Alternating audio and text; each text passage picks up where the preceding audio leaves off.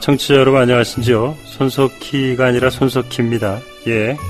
50년 동안 폭격기 사격장이었다가 주민들의 힘겨운 싸움 끝에 아이들의 야구장이 된 곳, 화성 매양리를 아십니까? 그런데 말이죠. 이곳에 다시 전투기가 날아다닐 수 있다고 합니다. 우리 아이들에게 평화를 가르치기 이전에 화약 냄새와 소음의 공포를 먼저 알게 하고 싶진 않은데요. 여러분, 저와 함께 한 목소리를 내주시기 바랍니다. 이러면 안 된다. 이건 잘못된 거다. 아이들의 꿈과 미래를 전투기 활주로로 가로막히게 할 수는 없겠죠. 화성시를 지키는데 다 함께 앞장서야 할 때입니다. 감사합니다.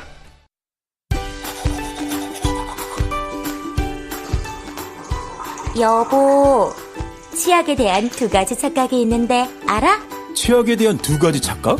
첫째, 거품이 많이 나야 잘 닦인 것 같다. 둘째, 매운맛이 나야 잘 닦인 것 같다. 그럼 거품 나고 매워야 잘 닦이는 게 아니라고? 당연히 아니지. 한 치약회사가 합성 계면활성제를 빼서 출시했더니 거품과 매운맛이 없어진 후 매출이 확 줄더라는 거야. 오히려 합성 계면활성제는 치아 건강과 입냄새에 안 좋은데 말이지. 야, 완전 속았네. 그럼 무슨 치약을 쓰냐? 파인프라 치약. 파인프라 치약. 합성 계면활성제는 물론 에탄올, 사카린, 인공양, 타르, 파라벤, 그리고 가습기 성분으로 논란됐던 CMIT, MIT도 뺐대. 나쁜 건 다 뺐어? 그럼 뭐가 좋은데?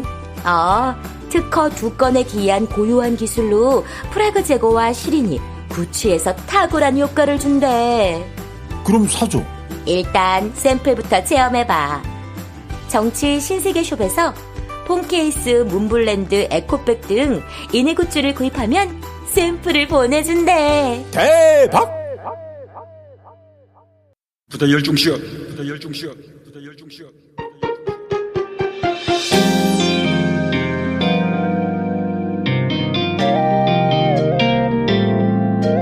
이번 주 뉴스 다 챙겨보셨나요?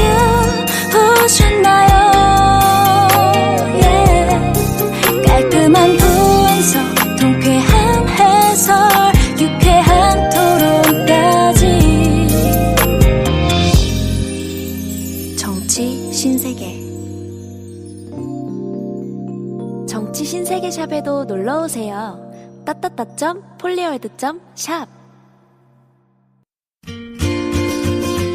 송 작가님, 그 많은 옷이 다 어디서 나는지 보니까 한 번도 옷이 중복된 적이 없습니다. 아하. 진짜 부자야? 엄청 부자죠.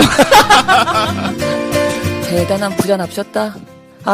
소품이라도 대충 사볼까? 모니터 앞순이한테는 또 인터넷 쇼핑몰이 있으니까.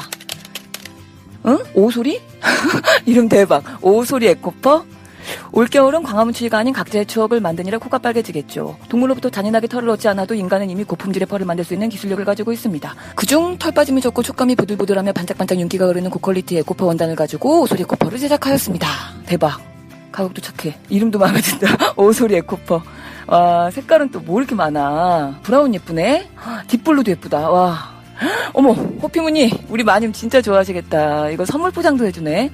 여기는 북마크 당첨이다. 쇼핑몰이 로타리 82? 로타리 82, 로타리 82. 응? 이건 뭐야? 가족 모두가 문꿀 오소리입니다. 헐. 대구에서 쇼분영 하시면서 상품명에 오소리. 와, 진짜 한 문꿀 하신다.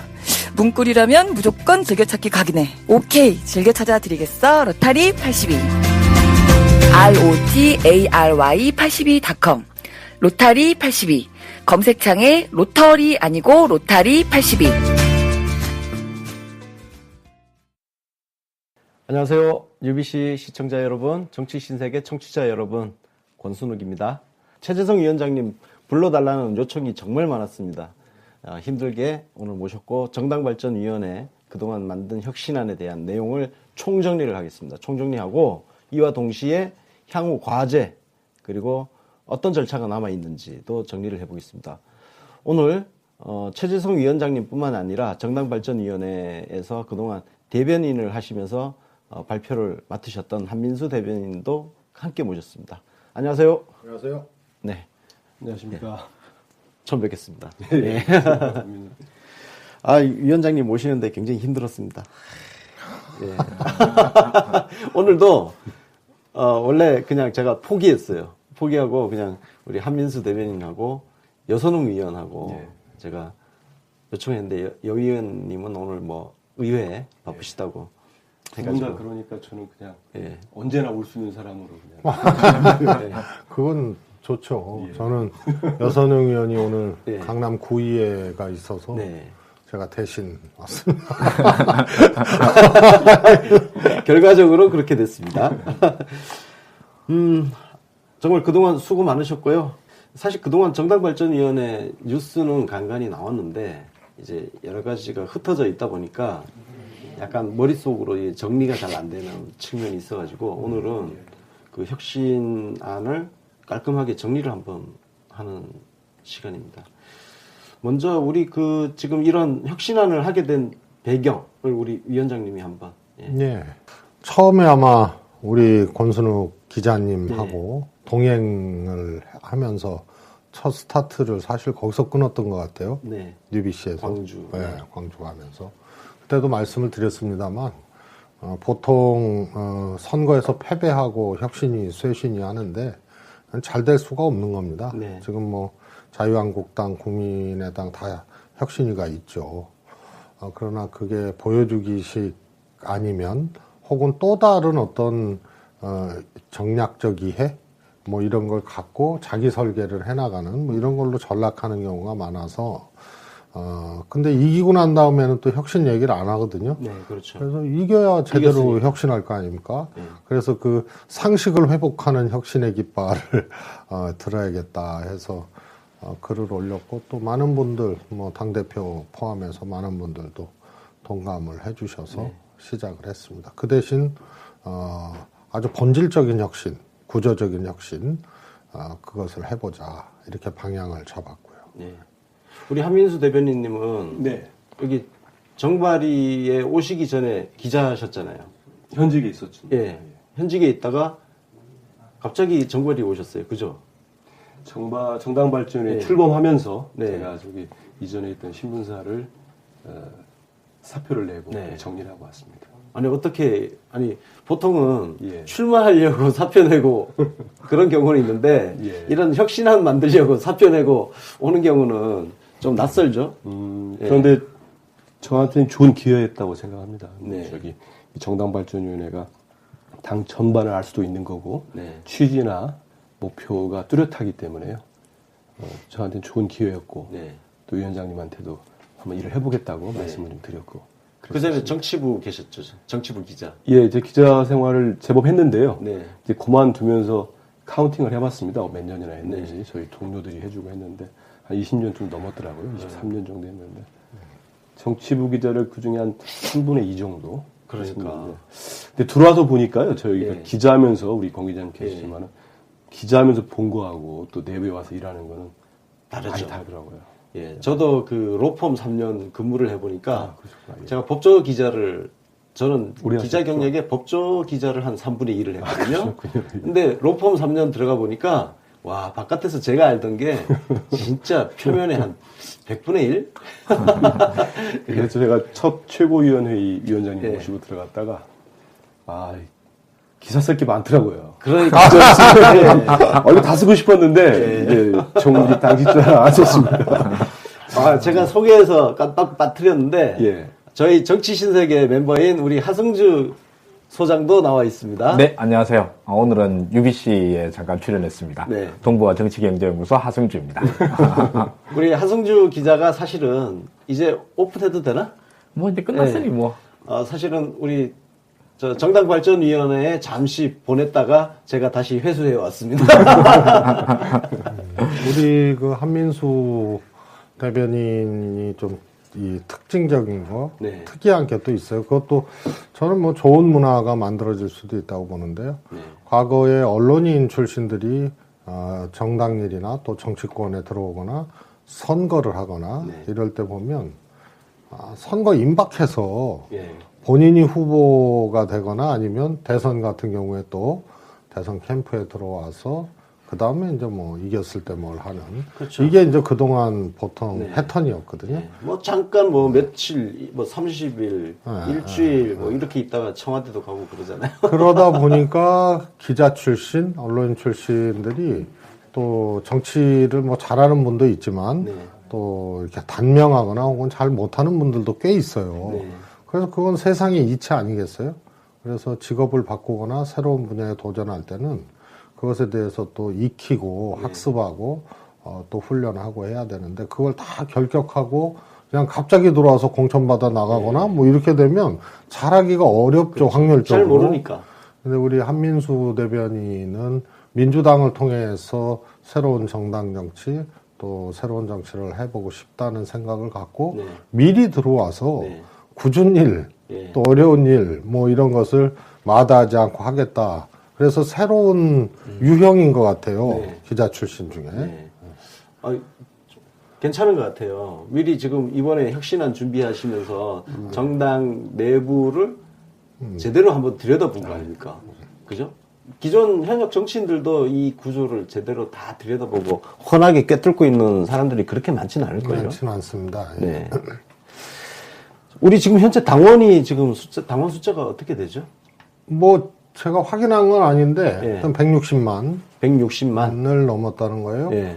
근데 얼마 전에 그것도 예. 뭐 굳이 말씀 나온 김에 그 모 언론에서 이거 뭐 당원 2배 뻥튀기 했다, 권리당원. 그리고 뭐 박스뛰기 재현 가능성이 있다, 뭐 이런 기사가 났어요. 그러게 기억납니다. 그게 이제 추 대표님이 뭐 어느 자리에서 설명을 하신 모양이에요. 네. 160만 명이지만 권리 행사할 수 있는 당원은 7, 80만 명이다. 네. 근데 그거는 어느 당이든 간에 권리당원 내지는 기관당원 규정이 일반 당원은 당비를 안 내는 사람, 그렇죠. 권리당원은 당비를 내기로 약정한 사람이거든요. 네, 그렇죠. 다만 당의 선거에서 투표권이 있느냐 없느냐, 네. 권리행사 자격이 있느냐 없느냐는 별도의 규정으로 정합니다. 그래서 내년 지방선거는 1년 전에 입당하고 6개월 이상 당비 낸 자, 혹은 6개월 전에 입당하고 6개월 동안 다 당비 낸 자에게 권리당원 투표권을 주는 거거든요. 근데 네. 거기서 덜 냈거나 하여튼 뭐 결격했거나 하면은 투표권 행사를 못 하는 겁니다. 네, 그렇죠. 그러나 권리당원이 되겠다고 약정하면 일반 당원하고 구분해서 권리당원이 되는 거고 그 숫자가 160만 명이 넘었다는 것은 엄연한 사실인데 네. 이걸 뻥튀기 했다 그러고 박스 뛰기가 재현된다 그러고 그 박스떼기 정말 제한 참. 이거 갖다 붙인 거는 솔직히 너무 성의 없는 것 같아요. 예. 그러니까 기사를 그 차이점을 생각 자체를 안 하고 네. 예, 그냥 너무 안일하게 기사를 쓴 기존의 것 같아요. 시각으로 이렇게 예. 아니 요즘에 기사 쓰는 게 아주 상당히 많은 이 언론인들이 말이에요. 예. 일단 자기가 기획을 하는 것 같아. 그래서 맞습니다. 자기가 짜놓은 그림이 네, 뭐 키워드 뭐 그다음에 컨셉을 딱 해놓고 예. 모든 사안을 거기에 맞춰서 보는 거죠. 예, 그렇죠. 그래서 족구 선수도 드리블 할 수 있잖아요. 예. 근데 드리블 딱 하면 저건 축구다 이렇게 딱 규정하고 막 해버리는 거죠. 어떠세요? 기자 불과 얼마 전까지 현역 기자하셨는데 예. 그 정발이 대변인을 하시면서 정치부 기자들의 기사를 이렇게 들여다봤잖아요. 예. 차이점을 좀 느끼셨을 것 같아요. 말씀하시기 좀 곤란하실 것 같긴 한데요. 예. 지금도 저희 후배 기자님들, 네. 기자분들하고 여기 와서도 이렇게 여러 번 봤는데, 뭐, 배울 게 많이 있어요. 요즘 열심히들 하고. 근데 네. 저가 이제 우리 권 기자님처럼 저나 예전에 현장 나올 때보다는 확실히 너무 경쟁이 치열해졌어요. 네. 기자 수도 많고 경쟁이 그렇죠. 치열하다 보니까 네. 특히 저희들이 경험하지 않았던 속보 경쟁, 네. 이 한 줄짜리 경쟁이랄지 이거가 뭐 긍정적 측면도 있겠습니다만 제 시각으로 볼 때는 이게 좀 깊이 있는 기사를 양산하는 데 있어서는 좀 저해된 요소가 되지 않는가. 예, 그런 생각이 사실 예. 뭐 사실 우리가 잘못된 기사에 대해서 막 분노하는 수도 있고 워낙 이게 또 빈번하니까 뭐 대책을 세워라 당 뭐하냐 막 이런 이제 지적도 있고 그렇거든요. 근데 우선 그 이전에 왜 그런가를 좀 분석해 본 거는 없는 것 같아요. 소위 잘못된 기사 양산. 네. 이게 반복적으로 왜 될까? 우선은 속보 경쟁이 있는 것 같아. 옛날에 그렇죠. 오보 하나 나면 기자들도 막 자존심 상하고 그렇죠.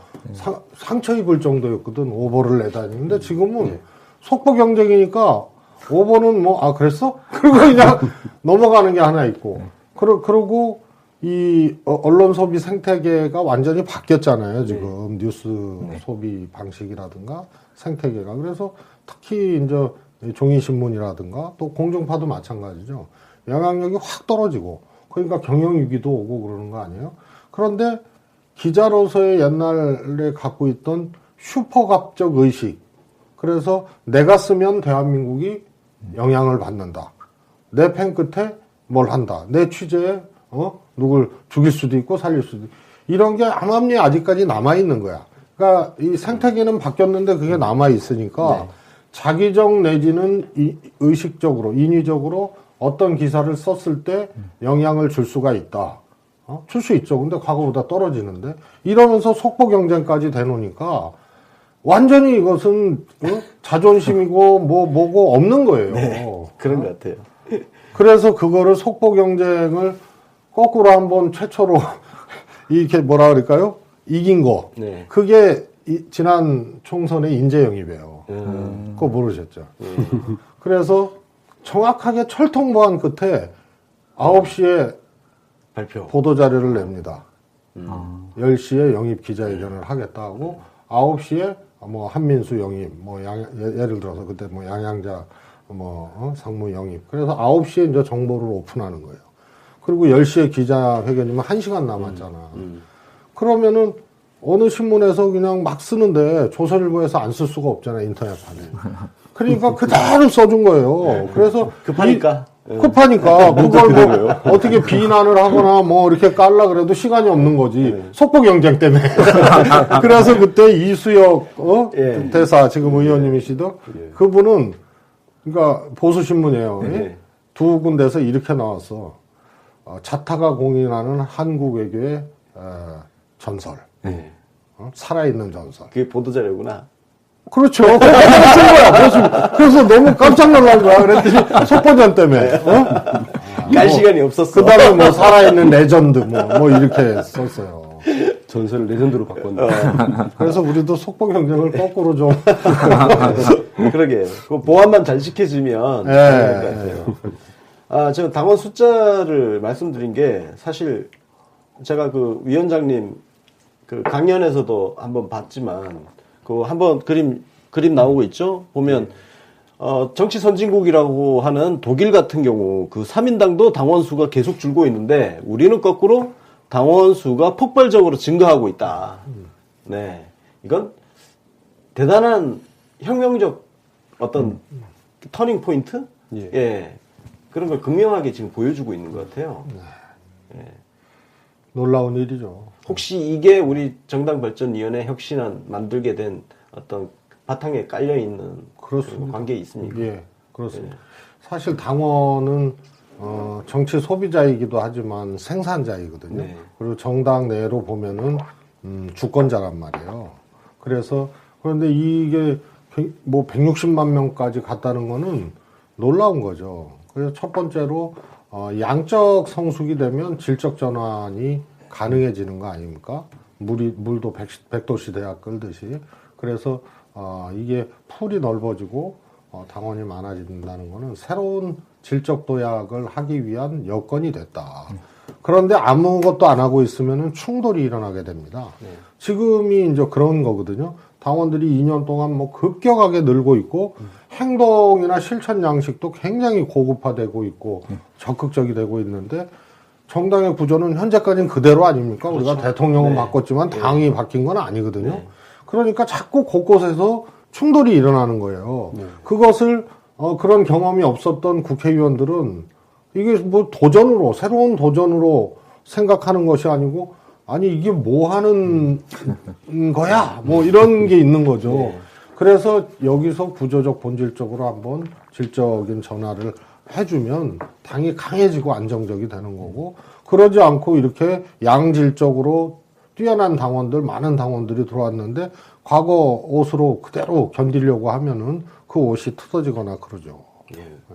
한민수 대변인 그 우리 이번 정발이 혁신안에 그 3대 특징하고 4대 혁신 방향 이런 게 있더라고요. 예, 요거 좀 한번 설명 좀 해 주십시오. 예. 특징부터 얘기할까요? 예, 특징부터. 3대 혁신 특징은 첫 번째는 국민 참여와 당원 결정. 네. 이걸로 잡았습니다. 그러니까 유럽식, 지금 화면 나오고 있는데 예. 유럽식 대중정당하고 미국식 지자정당의 최초 융합형 모델이다. 국민 참여를 하고 네. 또 국민 속에는 당원들이 들어있죠. 지금 네. 60만 명이 되는 당원들이 결정할 수 있는 그런 구조를 만들자는 거였고요. 두 번째는 대의민주주의 강화와 직접민주주의 도입. 저희들은 주로 이제 직접민주주의 확대와 네. 대의민주 체제가 지금 현재 당원들이나 이 국민들의 의사를 제대로 반영하지 못하는 부분들, 이걸 교정을 하겠다는 그런 목표를 두고 있는 특징이 있고, 세 번째가 현역 의원의 과주제 철폐입니다. 이게 약간 우리 시청자님들께서는 과주제에 대한 뭐 이렇게 어려운 용어처럼 볼 수 있는데요. 쉽게 얘기하면은 특권을 내려놓는 거죠. 현역 의원들의 집중된 특권들 내려놓고 가진 것을 당원과 국민들에게 돌릴 수 있도록 그렇게 하자는 그러니까 게 저희 일종의 당원 그 정당의 어떤 지배 구조 문제인 거죠. 지배 구조도 당연히 포함이 예. 되어 있죠. 예, 대의 체제 같은 경우 그리고 예. 현재 정당 구조에서 갖고 있는 특히 이제 현역 의원들이 갖고 있는 폭넓은 권한, 예. 네 그리고 약간 독과점, 네 독과점 되어 있는 권한. 그렇습니다. 지금까지 저희들은 이제 이전 혁신안들도 보거나 뭐 예를 들어 한나라당이랄지 내년 때 보면은 되지도 않는 뭐 의원 세비 삭감 이런 얘기 많이 하잖아요. 네. 너무 거칠게 표현했네요. 네. 하고 난 다음에 된 적이 없었어요. 네. 없었는데 저희들은 그런 식으로 접근할 게 아니고 구조적으로 또 입법이 할 수 있으면 입법도 하고 아니 우리 당부터 이 집중된 현역 의원 중심의 권력을 내려놓자 이런 혁신안들을 마련하게 된 겁니다. 4대 혁신 방향에 대해서도 설명해 주시죠. 이것도 특징하고 연결이 되어 있습니다. 예. 연결이 되어 있는데요. 첫 번째가 이제 당원이 국민이고 국민이 당원인 대중정당. 두 번째가 당원이 토론하고 결정하는 당원 주권정당. 세 번째가 당원 자치 중심의 풀뿌리 수기 민주주의 정당. 네 번째가 디지털 모바일 데이터 정당으로 현대화시킨다는 겁니다. 이 네 가지 큰 방향을 놓고 저희들이 이 격까지 채워나간 게 혁신안들이죠. 주요 혁신안들이 네. 이 틀에 맞춰가지고 준비됐습니다. 하승주 소장 네. 이번에 정발이 들어가서 네. 사실 그동안 뭐 그 전에 국회의원 보좌관 하면서도 조금 들여다보긴 했지만 네. 우리가 사실 바깥에서 정당을 논평은 쉽게 했지만 그 속사를 제대로 알고 논평한 건 아니거든요. 그죠? 그렇죠. 이게 네. 이제 정발이가 일단 명칭이 정당 발전위원회라고 쓴 거는 요번에 거의 처음이고요. 대부분 정당 혁신위 해서 이제 혁신위 그렇죠. 이렇게 많이 불렀지 네. 않습니까? 그래서 그 전에 혁신위가 뭘 했는가 이런 걸 좀 둘러보게 되거든요. 네. 그 예전에 얼마 전에 있었던 한나라당 그 김민수 혁신위 거기서 지금 와서 물론 당연히 아무것도 기억 안 나지만서도 둘러보면 지금까지 기억에 남는 게 의원 출판 기념회 안 하기 이게 혁신위의 얘기예요. 그랬죠. 예, 뭐 그런 게 표피적인 것들이죠. 그리고 지금 현재 하고 있는 국민의당이랑 자유당도 혁신위가 지금 현재 돌아가고 있어요. 그 자유당 혁신위 유석춘 위원장 오셔가지고 혁신위 한다고 그랬는데 거기서 나오는 여러 논쟁들이 있는데 그거는 박근혜 출당하냐 마냐. 탄핵 반대 인사들, 그거 갖고 하고, 그 외에 뭐 어떤 당의 구조를 바꾼다든가, 뭐 이런 거 얘기는 나오는 게 자체가 없어요, 아예. 그것도 마찬가지고, 국민의당은 더 안심하죠. 원외지구당 사표 받기. 이게. 또 혁신이 됐습니다. 예, 그 혁신위에서 나온 얘기거든요. 사실, 이게 이제, 다른 쪽의 정당 혁신위에서 나온 것들이, 특히 다른 당 같은 경우, 거의 참고할 만한 여지가 못 되고요. 레퍼런스가 전혀 안 되는. 레퍼런스 전혀 안 되고, 사실 정당 혁신이라고 그러면 회사로 따지고 보면 이제 구조조정이라고 해야 될 것 같은데, 이런 구조조정에 그게 이제 회사 입장에서 본다고 그러면 언론 보도용으로 뭔가 좀 뉴스거리 될 만한 굉장히 자극적인 이런 거 몇 개 하느냐, 아니면 진짜로 회사를 갖다가 뒤집어 엎어가지고 새로운 경영 환경에 맞게 바꾸느냐, 이런 거는 뭐 말이 똑같지 전혀 다른 거지 않습니까? 이번 민주당 정발이 같은 내용에서는 아까 위원장님 구조적 본질적이라고 그러셨잖아요. 근데 정당 구조를 진짜 본질적으로 바꾸겠다라고 하는 이런 내용들이 의지로 표현이 되고 실제로 조항조항에서 다 들어가 있다라는 게 네. 이게 이전 정당 혁신이들과는 완전히 다른 거다. 네. 네. 하여튼 이번 선발이 들어가서 이렇게 공부한 것 토대로 앞으로 우리 정치 신세계에서 양질의 컨텐츠 만드는데 좀 기여할 것이라고 기대를 좀 해보겠습니다. 나 소장님 처음 들어올 때보다 훨씬 많이 깊이도 있어지고 좋아지신 것 같아요. 아, 농담입니다. 근데 이것보다도 우리 정치 신세계에서 주 콘텐츠는 야당 논리기라 가지고 그래서 저희 북당이랑 자당의 이 정치 혁신을 오히려 더 요즘 열심히 보고 있어요. 야, 너 한 재밌다, 야. 자, 그러면 우리 혁신안에 대해서 한번 총정리를 하겠습니다. 우리 그 시청자, 청취자분들이 간헐적으로 나온 기사만 읽어가지고 대충 뭐 몇 개 조각조각 알고 있지만 정리가 안 되어 있거든요.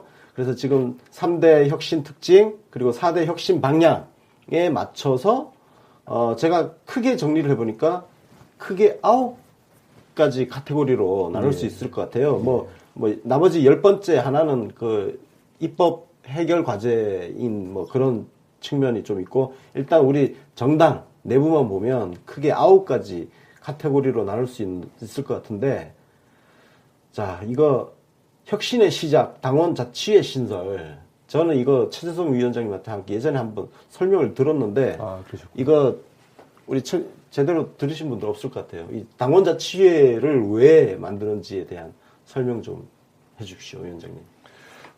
아까 이제 과두제 철칙을 세계 정당사에서 처음으로 깨겠다. 네. 그 이제 혁신안 중에 있습니다. 그 주로 이제 독과점 금지하는 거죠. 그래서 이제 겸직 금지하고 뭐 이런 건데 사실 구조적으로 이미 과두제가 돼 있습니다. 예를 들어서 국회의원이 시도당 위원장도 하고 중앙위원도 하고 지역위원장도 하고 최고위원도 하고 사무총장도 하고 대변인도 하고 그러니까 의사결정과 심지어는 집행의 길목길목에 다 국회의원들이 있는 거고 강력한 거죠. 권력 분산이 안 되어 있는. 예, 안 되어 있는 거죠. 그렇죠. 그래서 왜 의원들 몇 명이 이렇게 좌우지할까? 왜 의원들이 동의 안 되면 아무것도 할 수 없을까? 이것이 원인이 그겁니다. 구조적으로 국회의원들 중심의 의결과 집행이 되게 돼 있어요. 근데 집행까지 그러는 건 좀 심한 건데요. 그런데 그 중에 하나가 대의 권력 체계입니다. 최고위원도 국회의원이 대부분 아닙니까? 그렇죠. 당대표 최고위원. 그리고 여기서 이제 임명직이 있어요. 그런데 그 임명직, 대변인, 사무총장, 국회의원 아닙니까? 네. 그런 임명직 중에 당연직으로 당규를 결정하는, 그러니까 국가로 얘기하면 개별법을 결정하는 당무위원회에 당연직 참여자가 돼요. 그럼 당무위원이 한 70명이다. 그러면 임명직이 있고, 그 다음에 당연직이 있고, 그래서 여기는 선출하지는 않는 거예요. 그러니까 당연히 대표 및 지도부의 의사가, 과반수 이상, 당연히 당무위 의사결정 체계에 들어가 있는 겁니다. 임명직들이 들어가 있기 때문에. 중앙위원은 지역위원장이 일단은 기본적으로 깔리잖아요. 네. 거기에 현역이 다수고, 그 다음에 또 거기도 당연직이 있어요. 특위위원장 해서 대표나 지도부에서 임명 내지는 추천하는 사람들이 쫙 있단 말이에요. 그러니까 중앙위원회도 지도부가 과반수를 훨씬 넘는 영향력을 가질 수밖에 없는 거죠. 그래서 이게 뭐냐면 대신 의사결정해주는 대의 권력 체계란 말이에요. 근데 대의 권력 체계 중에 선출하지 않는 대의 권력은 독재국가나 후진국가 말고는 없는 거 아니에요? 네. 우리도 의회 해당 지역구 유권자 배제 없이 전부 투표해서 국회의원 뽑는 순간 그리고 그 20대 국회가 출범하면서 의회 권력이 작동하는 거 아닙니까? 네. 그런데 뽑지 않거나 혹은 또 유권자를 일부 배제하는 것은 건강한 대의 권력이 탄생될 수가 없는 겁니다. 이것도 저는 구조적인 과두제라고 봅니다. 네. 그래서 이것을 당원들의 자발성을 상당 정도 이 통로를 주는 거죠. 그래서 2인 이상 당원이 등록하면 심의 없이 당원 자체를 만들 수 있고 10명당 1명씩 전당대회 대의원, 최고 의사결정기구죠. 거기를 추천할 수 있는 거예요. 그러니까 각 지역구에 옛날에는 50명 대의원, 40명 대의원, 인구나 당원 수에 따라서 할당을 했는데 지금은 기본적으로 30명을 줍니다. 그리고 권리당원 10명당 1명씩 추천케 해서 그게 100명이 넘는다 그러면 그 지역은 중앙대의원이 100명이에요. 이걸로 최고 의사결정기관 하고 그 다음에 100명당 한 명씩 전당대회가 열리지 않는 시기에 최고 의사결정기구인 중앙위원을 추천할 수 있는 권리를 줍니다. 100명당 한 명씩. 그러면은 중앙위원 숫자도 좀 늘어나겠죠. 그래서 선출 권력과 그 당연직 권력으로 융합된 대의 권력 체계를 만들고자 하는 게 제일 큰 기둥이고요. 그 다음에 또 하나의 제일 큰 기둥이 전 당원이 결정하는 것을 해보자. 그래서 모두를 다 결정할 수는 없지만 헌법도 국회에 통과되더라도 국민투표를 하듯이 당원들의 이해관계 전 구성원의 영향력이 있는 사안들은 전부 투표하자. 그게 합당해산, 강령, 그 다음에 공천을 이번에 전부 특별당국교화 시켰어요. 네. 그래서 이번에 합의된 공천룰을 바꾸고자 할 때 등등등은 특정을 해서 전 당원들의 의사를 물어서 하자. 이 두 기둥으로 우리 당의 구조를 바꾸고자 하는 거고요. 네. 거기에 근간이 되는 게 당원 자체입니다. 2인 이상 신청하면 등록해 하고. 예를 들어서 저하고 하승수 소장 둘이서 그냥 뭐 하나 만들어서 2명이니까 그럼 이제 등록하면은 그 등록이 되는 거죠. 등록하고 그렇죠. 둘이 그리고, 싸우면은 예. 이제 그거는 안 되는 거죠. 그렇죠. 누가 하나 그리고, 따지하면. 그리고 우리가 거기에 우리 둘로 시작했지만 사람을 좀 더 붙여서 10명을 만들면 여기서 대의원 1명을 만들어낼 수 있는 거죠. 그죠? 예.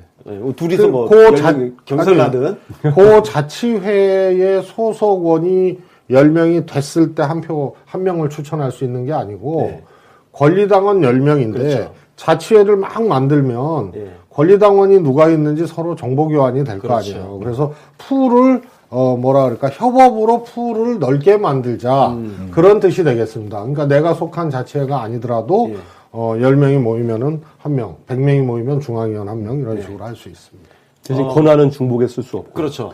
그래야겠죠. 여기저기 가입해서 여기서도 투표하고 저기서도 투표하면 안 되니까. 가입은 중복되되 권한은 한 곳에서만. 자, 여기서 자치회라는 거에 대해서 좀 예시를 좀 들어줘야 좀 쉽게 이해를 할 것 같아요. 자치회란 게 어떤 건지. 더불어민주당, 뉴비시 욱사마회, 이런 거 가능하고, 아니면 예를 들어서 뭐 테니스 동호회. 테니스 되고요. 축구 동아리. 바리스타 되고. 이런 거 다 되는 거죠. 아니면 뭐 꽃꽂이 교실. 만들어서. 독서회도 되고. 스포츠도 되고. 어떤 당원들은, 영어 좀 하는 분들, 해서, 좀 저소득층 영어 이렇게 봉사하는 그런 것 좀 그렇죠. 해보자. 뭐 그런 봉사 동아리. 하여튼 어떤 형태든 가리지 않고 그냥 조직해서 권리당원들이 그죠? 조직하면은 해서 신청을 하면 자치회로 등록이 되고 권리당원 10명 이상이면 대의원 1명을 배출할 수 있는 선출할 수 있는 100명은 중앙위원 또 100명당 시도당 상무위원. 그러면 이런 거네요. 예를 들어서 소규모 자치회들끼리 또 그렇습니다. 우리가 연대해서 100명을 채우면 우리가 여기서 우리를 대표할 수 있는 중앙위원으로 누구를 밀어주자. 뭐 이런 자발적인 어떤 일종의 막 연대 같은 것들 그런 게 일어날 수 있는 거죠. 이게 다만 그렇게 추천받은 사람은 우리 당의 규정에 있는 자격 규정에 해당하는 자이어야 되죠. 그렇겠죠. 윤리규범 같은 것들 해당이 되죠. 이게 과거에 우리가 정당 이걸 당원 예전부터 노무현 대통령이 처음 취임하실 때 이때부터 거의 시작된 이야기인데 그때에서부터 지금까지 제일 많이 들었던 단어가 생활 밀착형 정당을 만들자 이거였고요. 이거에 대한 모델은 우리가 가본 적도 없고 본 적도 없긴 없는데 야 영국 노동당은 이런 거 한다더라. 독일 3인당은 저런 거 한다더라. 이러는 게 다들 우리가 알고 있는 그런 하나의 아이디얼 타입이었거든요. 이상향이었었는데. 근데 그 동네에서도 지금 당원 지금 3분의 1 토막 나고 난리 났어요. 앞으로 우리들 배워야 될 거예요. 그러니까요. 근데 생활 미착격 정당을 만들자.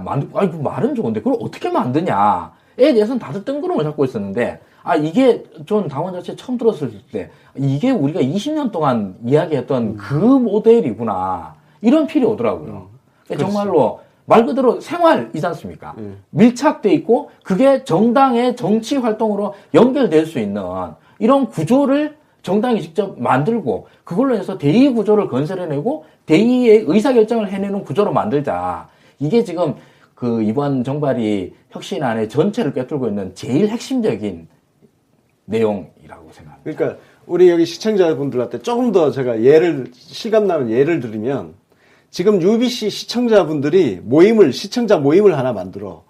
거기서 예를 들어서 시청자 모임이 한 1,500명 정도 된다 그러면 중앙위원 15명을 배출할 수 있어요. 권리당원이야 되죠, 물론. 그 권리당원 1,500명. 1,500명이면. 중앙위원 15명을 배출할 수 있는 거예요. 상무위원 15명. 예. 그러니까 이거 어마어마한 거야. 중앙대의원 150명. 예. 정치신세계 청취자 팬클럽 만들어가지고 그렇죠. 모임 만들어서 거기서 막 한 명 대표자 만들어내고. 그러니까요. 그런 게. 그래서 이 시점에 또 말씀드릴 게 이 정당발전위원회가 참 많은 일들을 했어요. 우리 위원장님이 워낙에 일 욕심도 많으시고 막 그러셔서 여기서 우리가 우리 당원이 어디 있는지 잘 모르잖아요. 네. 명부는 특히 공개가 안 되니까요. 당원 명부는 공개가 안 되죠. 안 되죠. 그러니까 권리당원이 어디 있는지 모릅니다. 네. 그래서 저희들이 아마 우리 시청자분들도 아시는 분도 있고 모르실 분들도 있을 텐데 앱을 만들었어요. 나는 민주당이다. 예, 그 앱을 만들었는데 이미 그 앱을 깔아서 들어가 보면 각 지역별로 당원 자치회를 구성을 하고 있습니다. 네. 뭐 축구 동아리도 있고 지금 하고 있는데 그거를 이용하면은 특히 우리 주변에 누가 권리당원인지 어느 가게 주인이 진짜 우리 권리당원이신지 다 알 수도 있고 서로 당원 자치회를 만들 수 있는데 큰 도움이 될 겁니다. 이거 결국은 많은 당원들이 참여만 한다면 이건 정말 한국 정치사 그리고 세계 정치사를 교과서를 새로 써야 되는 케이스로 들어가야 되니까. 자, 그다음 이제 한 개 했어요. 갈 길이 멉니다.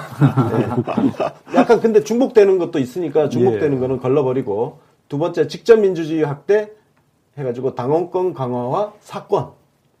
예. 요거는 하 소장이 설명되나요? 아니면 대변인께서 당원 사건 있잖아요. 예, 뭐 사건 설명해 주시죠.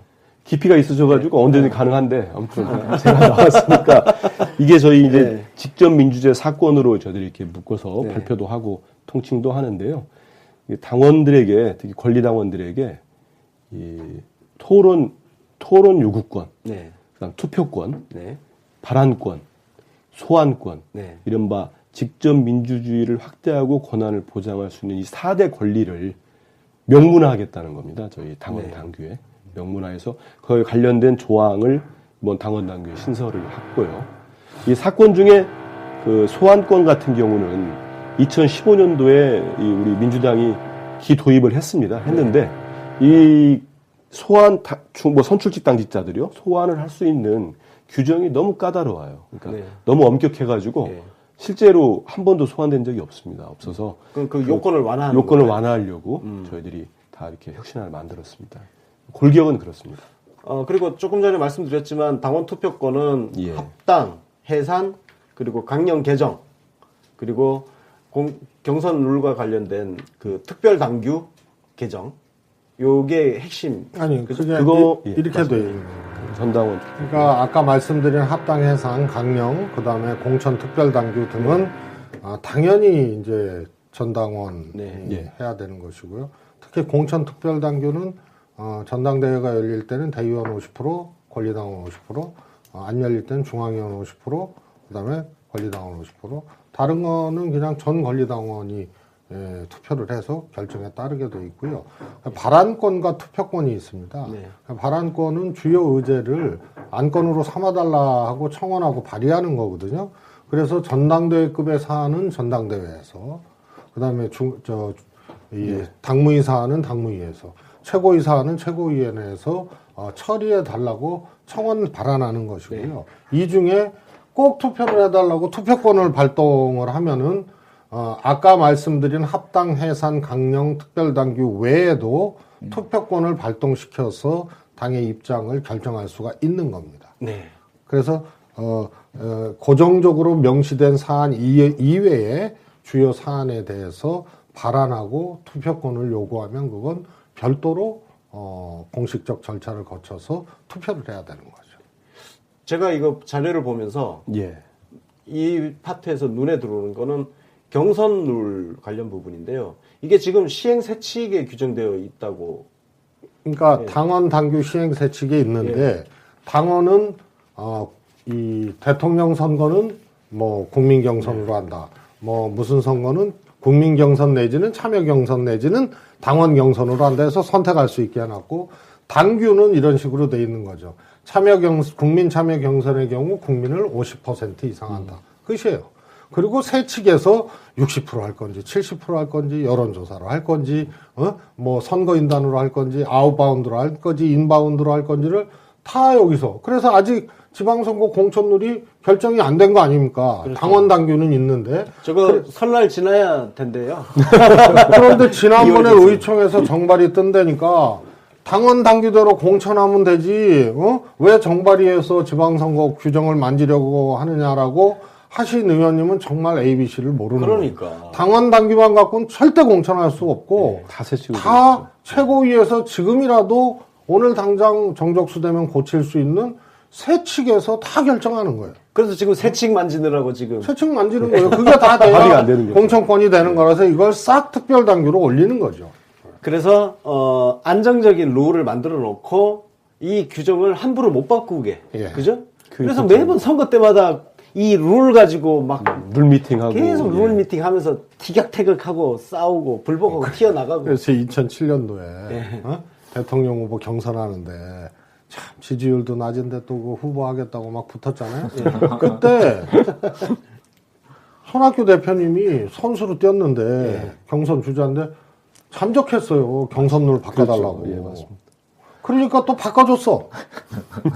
선수가 룰 미팅하고 룰 바꿔달라 그러고 다시 퇴장했다가 다시 이런 정당이었죠. 그러니까. 그래서 이것만 이번에 합의해서 각급 지방의원, 단체장, 국회의원, 당대표, 대통령 후보 경선을 한 가지로 쫙 정해놓습니다. 시한은 올려놨고 이게 통과가 되면 그 다음에 바꾸려면은 당원들의 동의를 얻어야 되는 거죠.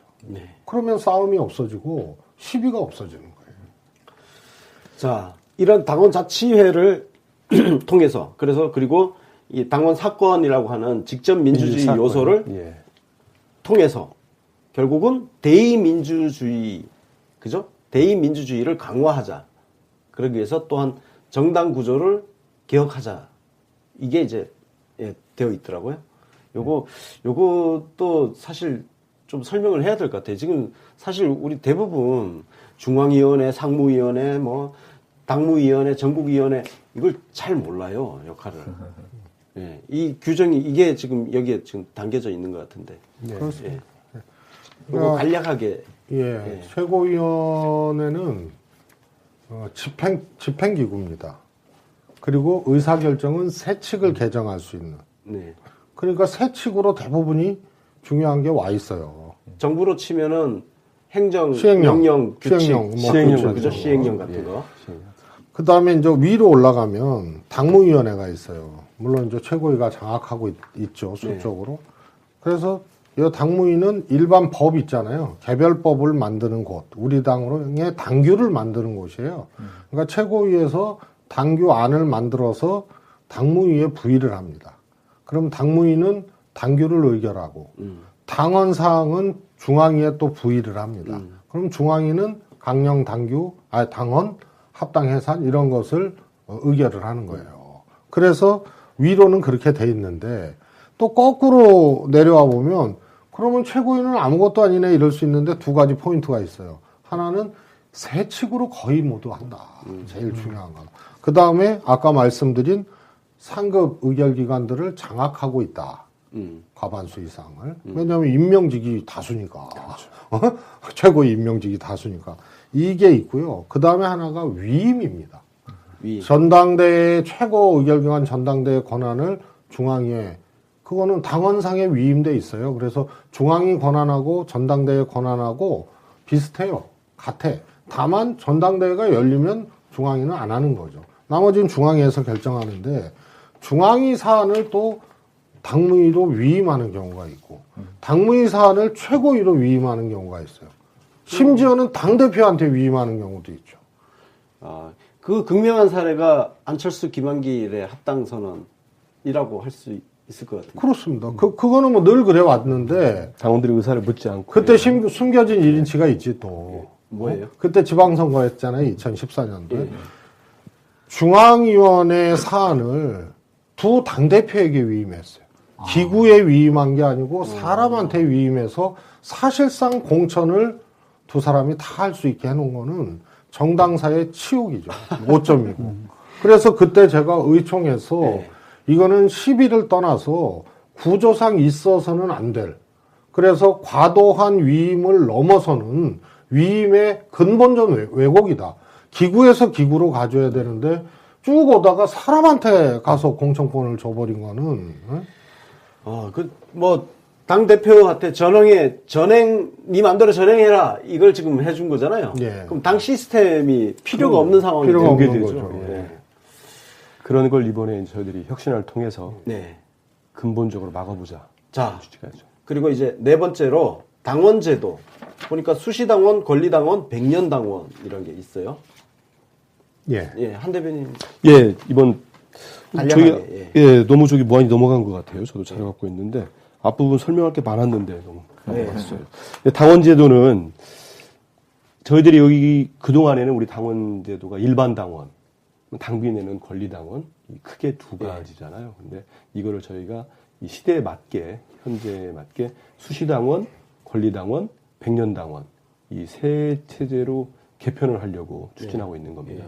수시당원은 쉽게 표현하면은 입탈당이 자유로운 당원이죠. 그냥 언제든지 클릭 한 방으로 입당했다가 입당할 수도 있고, 지금 탈당이 되게 자유롭지 않은데 그렇게 해서 언제든지 국민과 당원의 경계를 허무는 쪽에 맞춰져 있는 거고. 지금 탈당하려면 팩스 넣고 막 그래야 되죠. 좀 복잡하죠. 복잡하고 절차들이 있는데 복당 심사를 우리 이제 폐지하는 쪽으로 자유롭게 하려고 하고 있습니다.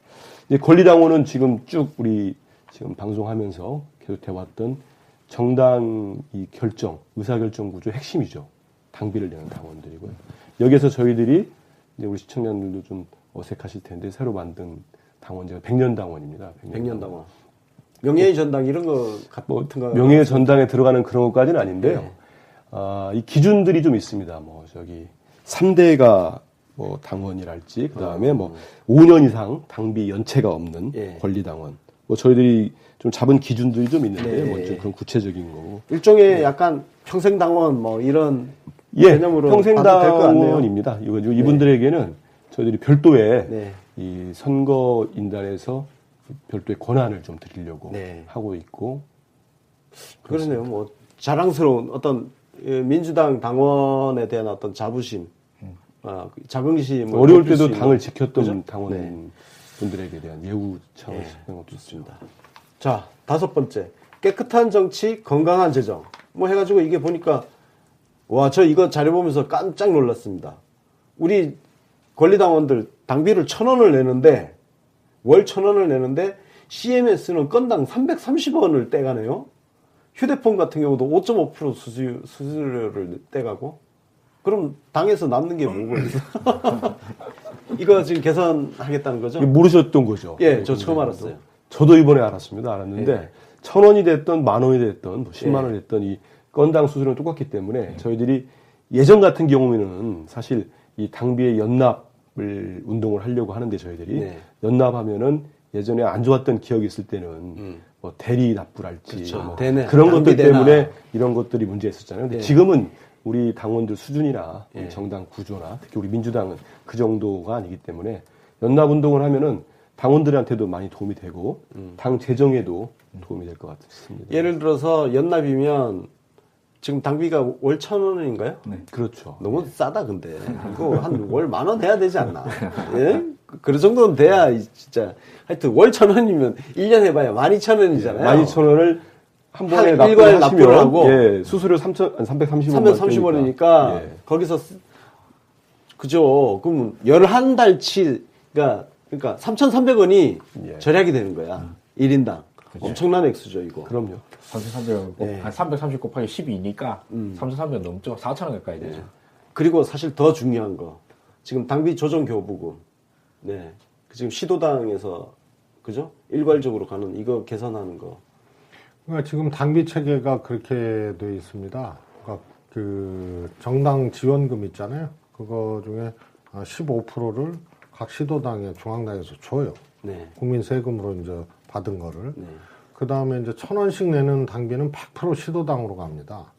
그 당원이 속한 지역. 예, 그렇습니다. 그러니까 경기도 분들은 경기도 도당으로 가고 서울시는 서울시당으로 가고. 근데 17개 시도당마다 이제 당원 수의 차이, 또 우리 지지율의 차이가 있잖아요. 그렇죠. 그러니까 취약 지역 같은 경우는 당원 수가 작고, 그러니까 이 당비가 덜 거치잖아요. 근데 아주 좋은 지역은 많이 거치고, 그래서 행자부의 그 조정교부금제라고 있습니다. 그걸 아이디어를 인용을 해서 10% 정도를 당에서 떼어서 취약 지역, 취약 부문에 이제 배분을 하는 거죠. 예를 들어서 경북이 제일 취약하겠네요. 뭐 경북이 있을 수도 있고, 그다음에 경북, 대구 취약하겠네. 예를 들어서 뭐 청년위원회, 장애인위원회 예산 한 푼도 없거든요. 근데 이런데 좀 할 수 있고요. 또 하나 주목할 것은 청년위원회의 경우 전국위원회, 그러니까 청년위원회, 여성위원회, 뭐 노동위원회 이런 데는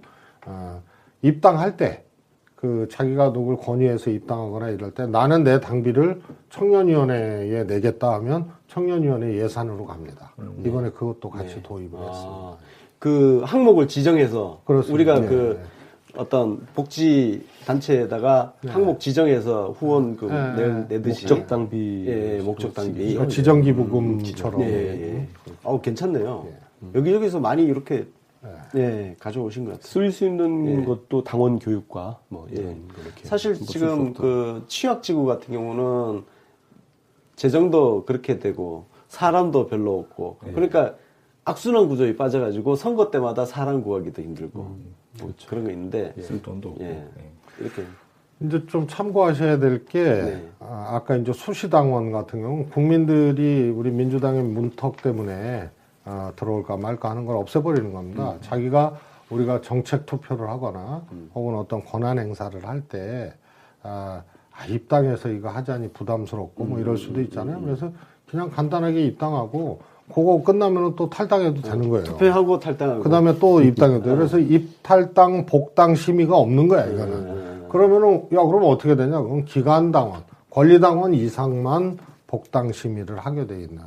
그래서 숫자도 많아지고, 그래서 아까 우리 한민수 대변인이 이 프로그램 초기에 유럽식 대중정당과, 그 다음에 미국식 지지자 정당의 융합이라는 게 당원 수가 160만 명 정도 되면 독일 3인당을 압도했기 때문에 한 3배 이상, 4배, 한 6배 압도한 겁니다. 인구 대비하면은.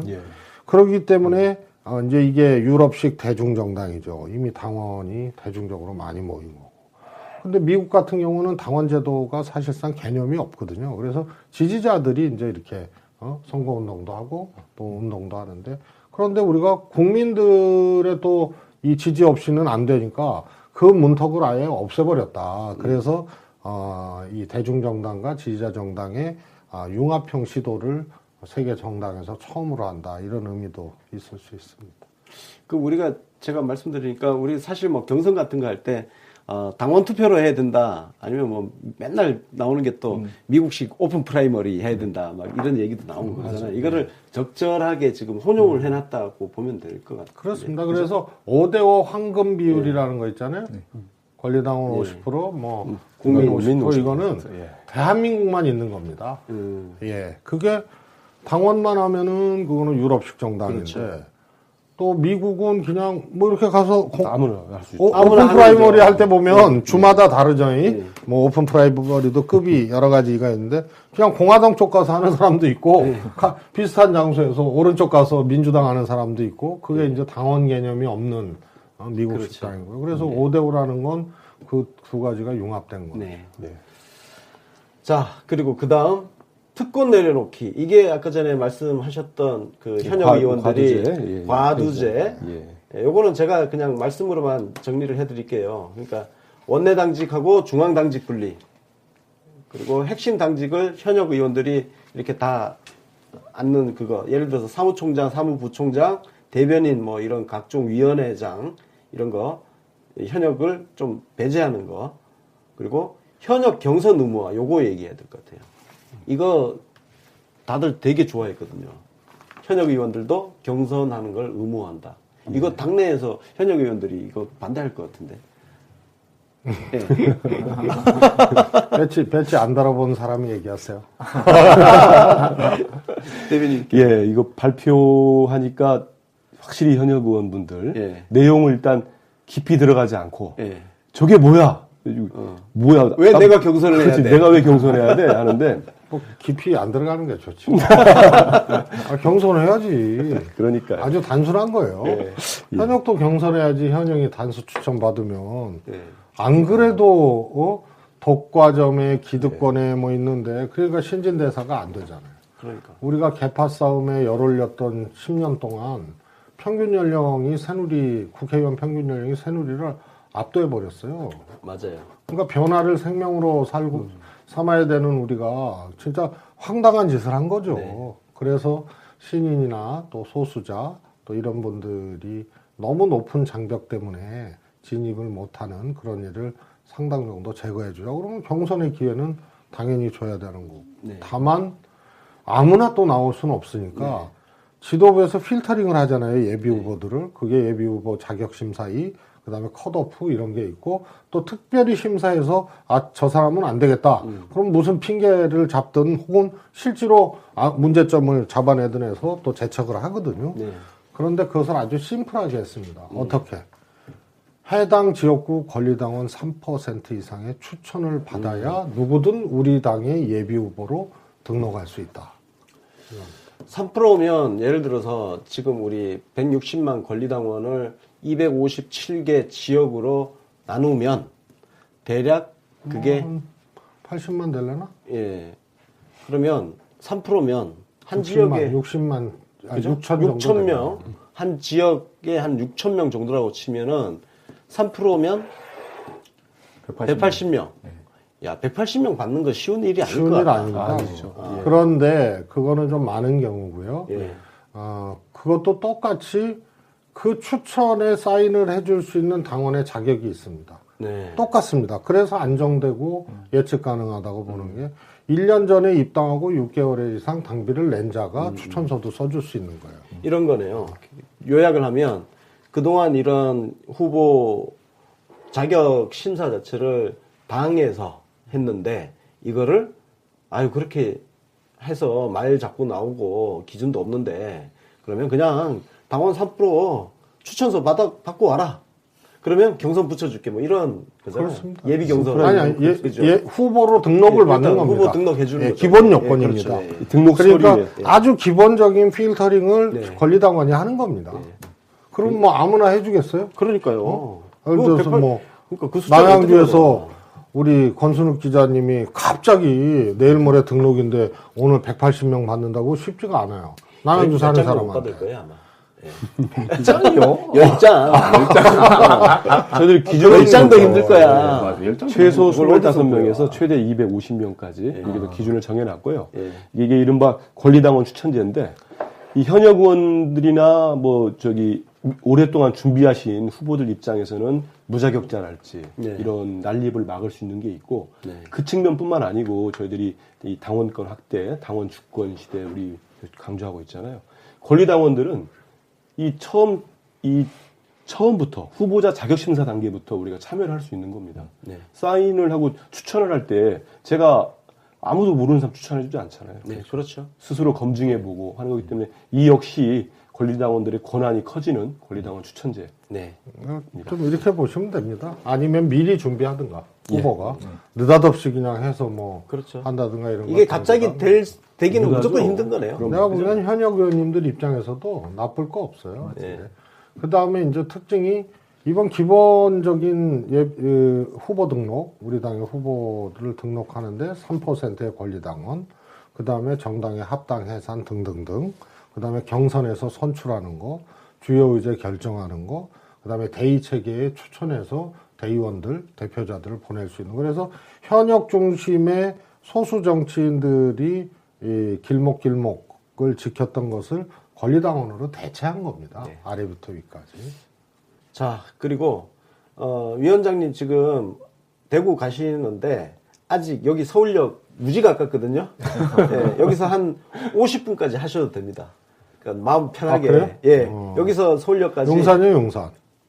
대구 가신다고 하시죠? 네, 용산에서도 가요, 지금. 아, 그래요? 바뀐 거 모르시면. 용산까지면. 서울역에서 또 호남도 일부 갈 수 있고. 위원장님 오시기 전에 용산이라고 했다가 그럴 리가 없다고 해서 제가 바로 꼬리를 내렸어요. 근데 그 용산 출발이에요? 서울역 출발이 아니고? 용산 출발. 오. 고정관념을 네, 깼어요. 알겠습니다. 그러면. 세상은 변하는 거예요. 예.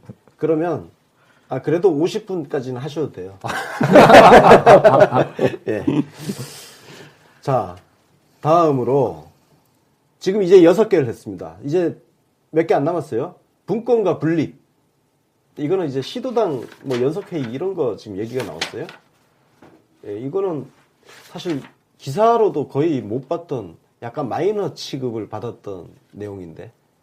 예. 뭐 그렇지는 않습니다. 중요한 건데 제가 예. 발표도 했었고 예. 뭐 발표는 하셨지만 다른 기사가 있으니 예를 들어 뭐 현역 경선 의무하면 모두 그쪽에만 관심이 가는 그러니까. 바람에 뭐 그 전에 이제 더 하나 이제 잠깐 예. 말씀드리면 비례대표 국민공천 심사제 예, 넘어갔는데 그거 빠뜨렸네. 그 되게 의미가 예, 있습니다. 맞아. 이 비례대표들이 그동안 다들 잘 아시지만은 그게 여전히 투명화됐다고 하지만 그래도 지난 총선 때도 여러 가지 우리 당에서도 약간의 잡음이 있었잖아요. 진짜 불만 많죠. 예. 당원 지지자들이 바깥에서 보기에 예. 왜 저 사람들이 우리를 대표한 비례대표야? 예.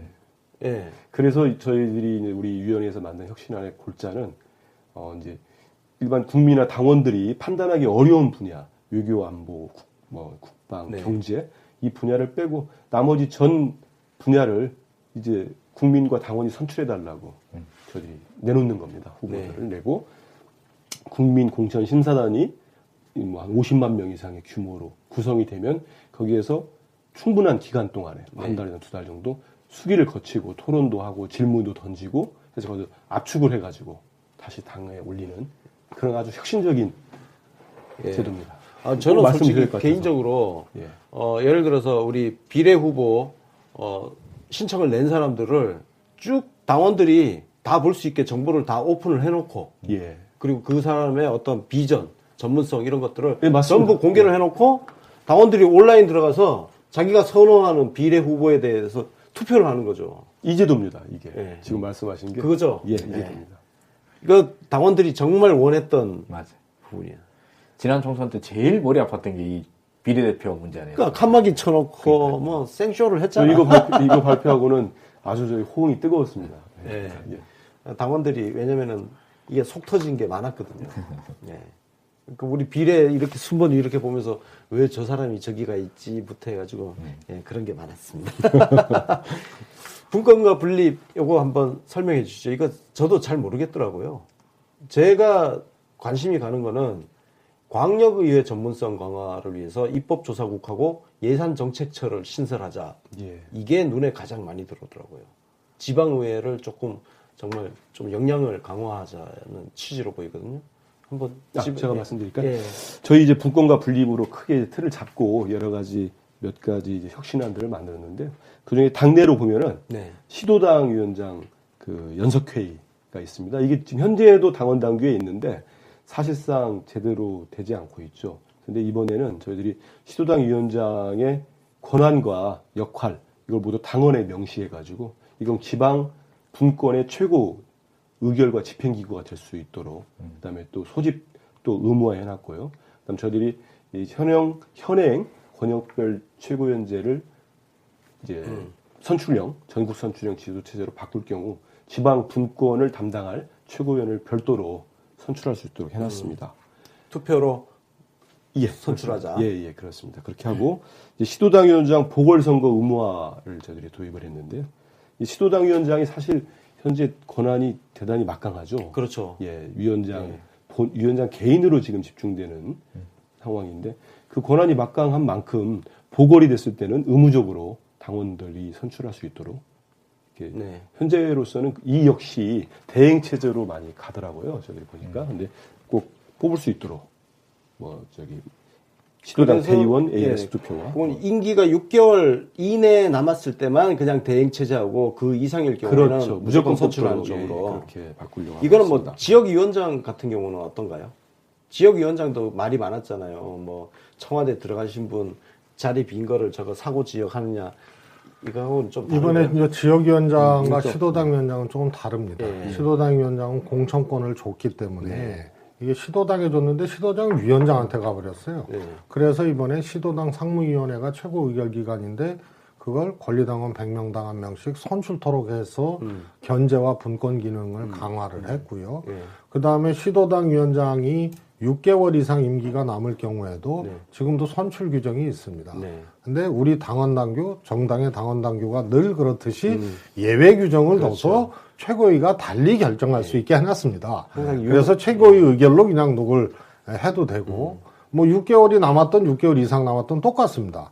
그래서 6개월 이상 남을 때는 무조건 선출해라.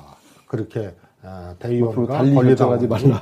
그래서 그러니까 가변성을 없애버린 거예요. 그래서 그냥 그렇게 하면 되잖아요. 어?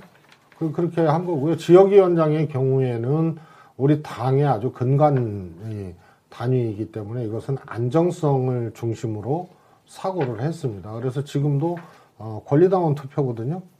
네. 지역위원장 예. 선출이. 예. 근데 이것도 달리 할 수 있는데, 네. 요거는 여러 가지 이제 가변성이 있기 때문에 놔뒀고요. 예. 권리당원들이 바닥에서부터 대의원, 중앙위원, 상무위원 추천할 수 있는 길이 크게 열렸기 때문에 근간 조직인 지역위원회는 조금 가변성을 뒀습니다. 네. 제가 하나 빠뜨린 게 또 있었어요. 아, 그렇습니다. 청년 여성을 배려하기 위한 혁신 공천 지역 선정. 이것도 굉장히 눈에 보이던데. 그렇습니다. 예. 요거를, 예.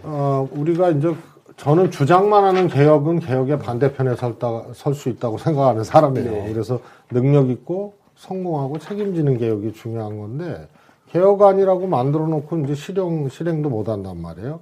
이제 그런 주장들이 많죠. 대표적으로 여성 전용 지역구예요. 네. 그러면 여성들의 정치적인 이 길을 조금 더 안내해주고 그럴 필요는 있지만 그걸 전용 지역구로 하면 그게 되겠습니까? 네.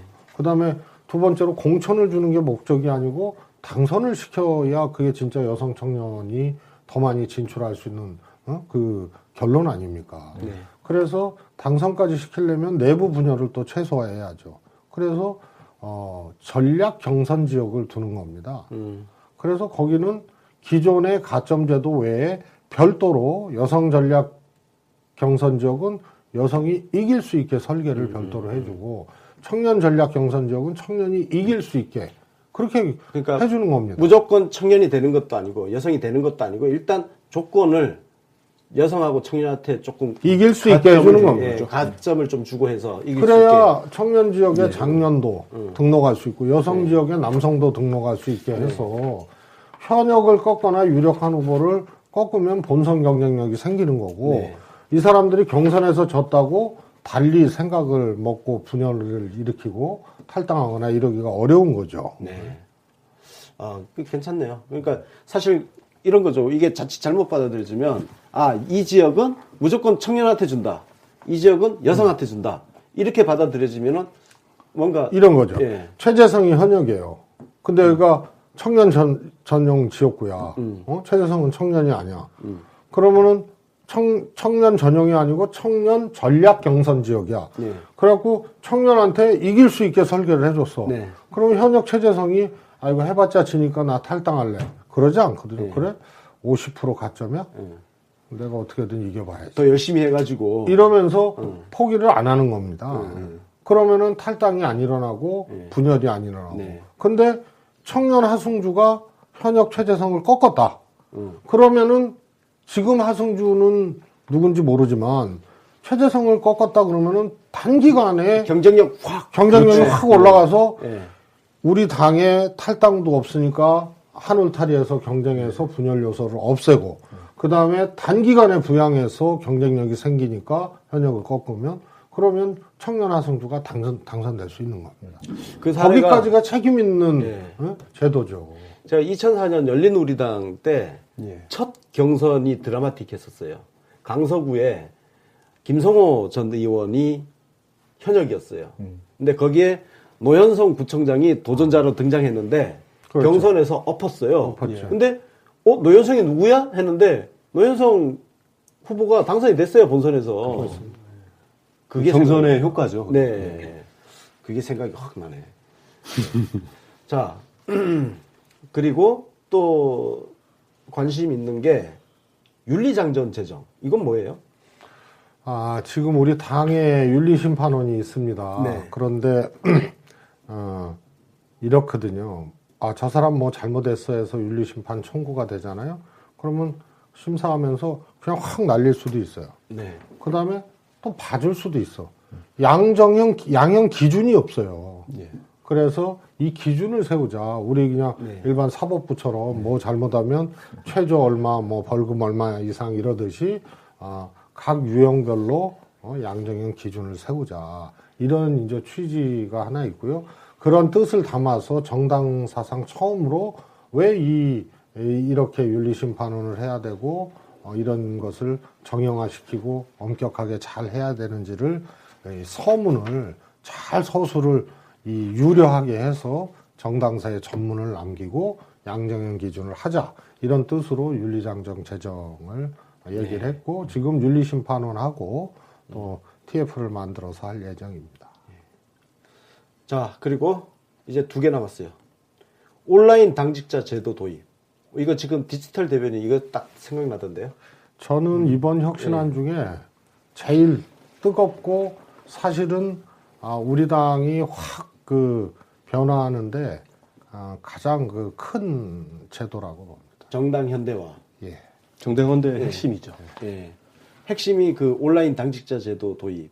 그러니까 지금 사실 김빈 디지털 대변인이 뭐 디공단이라고 해서 디지털 공보단을 운영하는데 그분들이 전부 저희 같은 일반 시민 자봉단이란 말이에요. 그렇죠. 예. 자원봉사자로 구성되어 있죠. 요게 맞물려 있는 게 유급사무원 제한 폐지. 요거 같이 한번 엮어서 설명해 주시죠.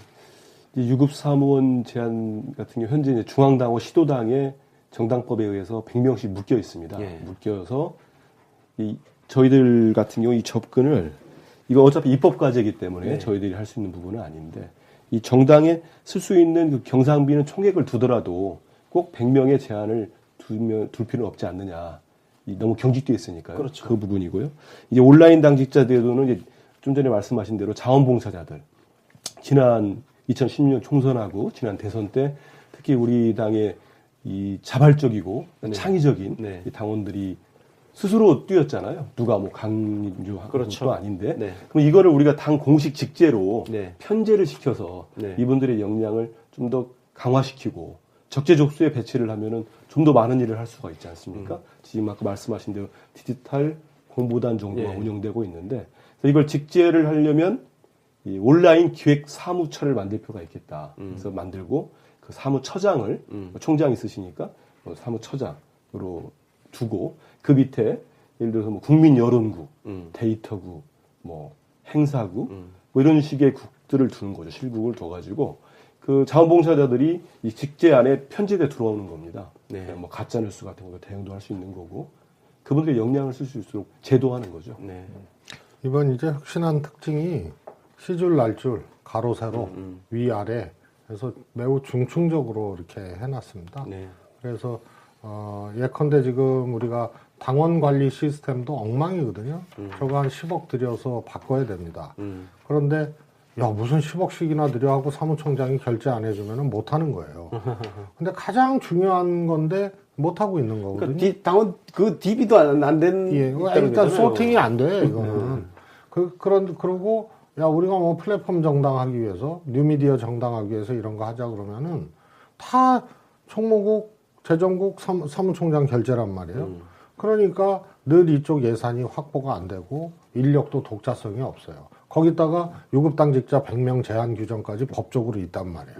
그래서 이것을 푸는 것은 자봉제도를 활용하되 그냥 뭐 하나 할 때 뭐 행사 안내하고 이런 자봉이 아니고 유능한 능력을 갖고 있는 분들을 좀 시스템화시키고 그것을 쭉 칸막이를 쳐서 기획사무총장이 예산 30% 이상을 쓰고 장기적으로는 50% 이상 쓸 수 있게 한다라는 것을 전제로 고전적 업무와 미래 업무를 쭉 나눠서 고전적 업무의 70%, 미래 업무의 30%, 앞으로 5대5 이렇게 지향을 해나간다는 칸막이를 분명히 건 겁니다. 사실 이게 바깥에서 보면 참 답답한 게 그거예요. 우리 뭐 지금 모바일 세상이라고 모바일로 다 되는 세상인데 정당 돌아가는 거 보면 아직도 전표를 수기로 쓰던 옛날 방식 같단 말이에요. 예. 어? 아니 무슨 당내 자체 서버나 이런 거 딱 구축해가지고 뭐가 탁탁탁 돌아오고 여기 보니까 클라우드 기반 정당 업무 시스템 이것도 있던데 요즘 저희도 지금 정치신세계 우리 멤버들끼리도 작업을 원노트라는 걸 이용해서 같이 한단 말이에요.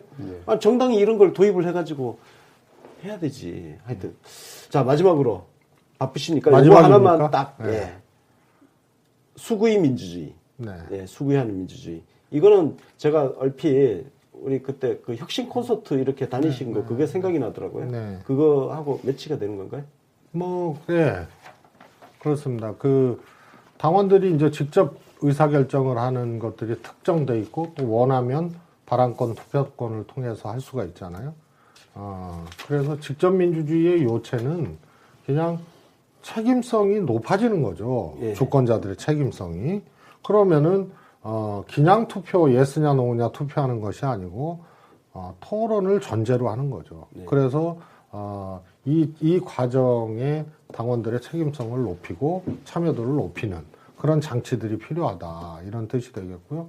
그래서 아까 얘기한 온라인 기획사무총장 산하에 토론 지원국을 둡니다. 토론 지원국 좋네요. 그렇습니다. 이제 스위스나 이런 데 직접 민주주의 하는 국가에서는 토론 지원청이 있어요. 그래서 각급 단위에서 토론을 잘 하게끔 설계도 해주고 지원도 해주고 이런 거거든요. 우리 당에도 그게 있어야 중요한 문제에 대해서 직접 의사결정하는 당원들은 토론이 필수거든요. 그러면 토론의 체계, 시스템, 컨텐츠, 내용, 진행 방식, 결론, 피드백까지 이것을 어디선가 상설적으로 다뤄야 되는 부서가 있어야 된다. 네. 그런 겁니다. 이것은 하여튼 직접 민주주의의 전 과정에 꼭 필요한 토론과 수기를 입체적으로 설계해서 현실화시키자. 그런 것이 됩니다. 맞아요. 토론이 중요하다고 말은 하지만 사실 어떤 토론을 직접 준비를 하고 진행을 하고 하는 그런 역량을 가진 사람들은 진짜 별로 없거든요. 그런 이런 역량을 가질 수 있는 사람들을 길러내고 이걸 시스템화해서 이 사람들이 당원들이 곳곳에서 토론회가 열릴 때 가서 도와주고 원활한 토론이 진행될 수 있도록 그런 걸 하는 거죠. 그렇습니다. 그래서 재작년부터 제가 개인적으로 이제 그 토론 진행자 프로그램을 퍼실리에이터라고 해서 퍼실리에이터 한 500분인가 이미 조금 이렇게 배출이 돼 있는 상태고 이번에 정발이 하면서도 첫 프로그램으로 그 토론 진행자 과정이 아니고 토론 진행자를 양성하는 강사 과정을 했습니다. 그래서 한 40-50분 해서 아주 잘 끝났는데요. 우리 자체적으로 토론 강사가 토론 진행자를 양성을 계속 해내면 우리가 뭐 한 번에 뭐 10,000명 토론한다 그러면 1,000명의 진행자가 필요하거든요. 그렇죠. 그러면 뭐 이런 게 이제 토론 지원국에서 지원하면서 퍼실리테이터 그를 양성하는 강사, 그 다음에 여기 땅 했을 때 주기적으로 토론을 진행하고 관리하는 이런 게 가능합니다. 말씀을 딱 들으니까 이게 당원 자치회하고 연결돼 있네. 그렇습니다. 당원 자치회가 잘 되려면 이게 잘 돼야겠네요. 맞습니다. 결국은 토론이 잘 되고 해야 되는 거니까. 실제로 당원 중심의 정당이 된다라는 말은 당원들의 토론이 활성화되고 그 토론이 당의 의사결정까지 쭉 밀어 올려질 수 있는 이런 상향식 의사결정을 갖춘 이런 정당이 되지 않습니까? 그러니까 그만큼 이제 토론 시스템을 당이 갖춘다고 하는 건 말 그대로 뭐 정당 혁신의 근간이죠, 진짜 뿌리고. 자, 여기까지는 최세성 위원장님하고 함께하는 걸로 하고 위원장님은 이제 내려가셔야 되니까 가시고 안 대변인은 남아계시고 더 합니까? 아직 할 거 많아요. 더 해야 됩니다. 그렇게 감사합니다. 상당히 당황스러운데요. 혹시 뭐 위험한 일이 있으면 연락하세요. 그러니까요. 저 사실 이거 한 2시간 하고 싶었거든요. 바쁘신데. 감사합니다. 감사합니다. 들어가십시오. 멀리 안 나가겠습니다. 예, 앉으십시오. 예. 아니, 권 기자님 많이 남았어요, 아직도요? 이제 그 정발이 혁신안 예. 내용까지 정리를 이제 다 했어요. 이제 나머지 그야말로 이제 에피소드 중심. 에피소드 중심으로 이야기를 좀 해야 됩니다. 그래요. 큰일 났네요. 예. 여러분들 그 지금까지 한 게요. 이번 정발이 혁신안의 주요 내용을 지금 한번 전반적으로 다 훑었습니다. 대한민국에서 정발이 혁신안을 이렇게 자세하게 훑은 곳은 아무데도 없습니다. 언론도 없고 그 어디도 없습니다. 이거 그죠? 맞습니다. 예. 미리 사전에 한 것도 아닌데 우리 권 기자님 진짜 깊이가 있으시네요. 제가 이거 딱 이거 우리 하 소장한테 자료 받아가지고 공부하셨군요. 공부 열심히 했습니다. 아니, 아까 당원자치회 연결시키기 쉽지 않은데 바로 하시네요. 저희 공부 열심히 핵심인데. 했습니다. 요즘 머리 아파요. 인터뷰 좀 해야 되라고. 맨날 공부해야 돼. 자, 이게 뭐 사실상 이제 2부로 가는 거예요. 혁신안 이렇게 만들었는데 지금 당원들이 걱정하는 거는 이게 정말 혁신안이 잘 절차를 거쳐서 통과가 돼서 시행이 될까. 이거 이야기를 좀 해야 되거든요. 예. 일단은 그러면은 그런 얘기들 저도 좀 듣긴 했습니다. 이제 우리 언론에 계신 기자님들도 그렇고 저희 연락 와서 도대체 이거 언제 됩니까? 그런 기사도 났었어요. 저기 이 최고위 의결 날짜가 안 잡히고 하니까 뭐 이러다가 뭐 힘 빠지고 그다음에 그런 표현을 썼죠. 여기 저기 그냥 그 떠다니는 것처럼 끝나버리는 거 아니냐 했는데 우리 위원회 차원에서는 그렇지는 않습니다. 일단 이제 의원총회를 지난 금요일 날 했었습니다. 저희들이 했고 위원장님이 이 PT 자료를 만들어 가지고 좀 전에 했던 이제 주요 혁신안들의 골자하고 이거 위원장님께서 우리 소속 의원님들에게 친전도 다 보내셨어요. 이제 설명하고 아직 의결이 안 됐으니까 이른바 혁신안의 골자랄지 설명집이랄지 조문 작업한 그 당원당규는 아직 발송은 안 했는데 다 준비는 해놨습니다. 저희 위원회처럼 해놨는데 위원장님이 친전도 보내서 어떠한 이런 취지들 충분히 설명을 드렸고 그러다 보니 그때 물론 뭐 저기 의총에 소속 의원님들이 민주당 의원님 전원 참석한 건 아니지만은 설명 다 하고 한 2분 정도 본인 의견을 말씀하셨는데 전반적으로 분위기가 좋았다고 저희들은 판단하고 있습니다. 뭐 일각의 시각에서는 뭐 관심도 없지 않나 했는데 저희들은 좀 다르고요. 두 번째는 이제 뭐 드러난 건 아니지만은 우리 최재성 위원장님께서 이 소속 의원님들을 우리 하 소장님은 이제 아실 텐데 참 자주 만나셨습니다. 그룹별로도 만나고. 우리 하 소장님 뭐 같이 만나고 그랬어요? 아니요. 뭐 그 자리엔 저도 뭐 거의 가지 않았는데 진짜 다양하게 만나셨어요. 만나셔가지고 이 혁신안에 담을 내용도 그렇고 의원님들 얘기 듣고 뭐 원외위원장님도 따로 만났고요. 뭐 그거 아실 겁니다. 쭉 해서 그런 이른바 물밑에서 활동을 많이 하셨고 그다음에 저희 위원회에 우리 위원회 이제 현역 의원님들이 5분이나 계신데 김경수 의원님도 계시고 뭐 박광원 의원님도 계시고 이 의원님들이 또 의원님들 나름대로 이렇게 쭉 설명들을 많이 하셨어요. 혁신에 대해서 소속 동료 의원분들한테 가령 뭐 얘기가 좀 길어져도 됩니까? 괜찮아요. 당원 자체 같은 경우가 저희가 명칭을 여러 차례 바꾸고 결국 이제 최종 통과라는 표현은 이제 저희는 최고위에서 합의가 된 걸 통과라고 일단 표현을 제가 했는데요. 할 때 처음에는 이게 뭐냐, 특히 이제 현역이나 지역위원장님들 같은 경우는 이거 분란의 소지가 있는 거 아니냐 이런 처음에 오해들을 좀 많이 하셨는데 이 가면 갈수록 이 당원 자체 하나 가지고 저희가 최고위원 협의를 3차례를 했습니다. 3차례 했는데 뭐 다 지난 일이지만 처음에 최고위 협의할 때는 일부 최고위원님들은 들으시려고도 안 했어요. 사실은 그냥 뭐 거의 얼굴을 돌리다시피 하셨는데 모르고 이제 무슨 뭐 새로운 조직을 만드는 거야? 아니면 이거 갖고 나를 어떻게 위협하는 거 아니야? 아니면 우리 지역에 뭐 누가 A가 이거 만들어 오면은 나 어떻게 되는 거야? 이거 했는데 근데 최고위를 이 중요한 건으로 3번을 하니 아마 3번째 최고위원 할 때는 물론 당대표님은 많이 도와주셨습니다. 이렇게 적극 지하셨는데 최고위님들이 거의 뭐 박수는 치지 않았지만 거의 뭐 전원 만장일치로 합의를 해주셔가지고 저희가 이 혁신안이 입법 과제를 빼더라도 한 30가지 가까이가 혁신안이 되어 있습니다. 되어 있는데 지금 현재 상황은 당원자치회, 직접민주주의 사건 등 제가 1차로 발표했던 혁신안 5가지는 최고위에서 합의가 됐고 최고위에 보고되어 있는 상태입니다. 보고된 상태고 나머지 혁신안들은 저희들이 최고위를 계속 가지면서 보고를 드렸고 뭐 이게 좀 복잡합니다. 이제 우리 시청자님 당원들이 복잡하실 텐데 보고를 드린 상태고 나머지 이제 쭉 올라가 있죠. 그리고 저희들은 이제 의결을 다 끝냈고 의총에서 보고를 드렸고 남은 절차가 그렇습니다. 이제 최고위 의결 절차가 있거든요. 네. 의결 절차는 이제 일각에서는 그런 오해를 좀 하셨어요. 왜 그 대변인 발표하고 쭉 내놓으면서 그때 의결을 안 했느냐. 근데 그거는 최고위가 그러니까 뭐 일부 이제 우리를 지지해 주시는 당원분들께서는 최고위가 일부러 미룬 거 아니냐. 자기들 입맛에 맞기 하기 위해서 이런 얘기 다 해도 되는지 모르겠네요. 괜찮습니다. 예. 근데 그건 절대 아닙니다. 왜냐하면 당대표님께서도 우리 위원장님이랑 공식 그 회의 자리에 회의 석상에서 역대 또 그 혁신안들이 지난 김상훈 혁신안도 마찬가지고요. 일괄적으로 처리를 했다고 하더라고요. 일괄 상정, 일괄 처리를 했답니다. 저희 당시에 들으니까. 그래서 당 지도부에서도 정당발전위원회 혁신안을 다 보고를 하고 발표는 위원회 차원에서 하고 나머지 전체 안을 놓고 일괄 상정해서 의결하자. 그게 지금까지 컨센서스가 돼 있어요.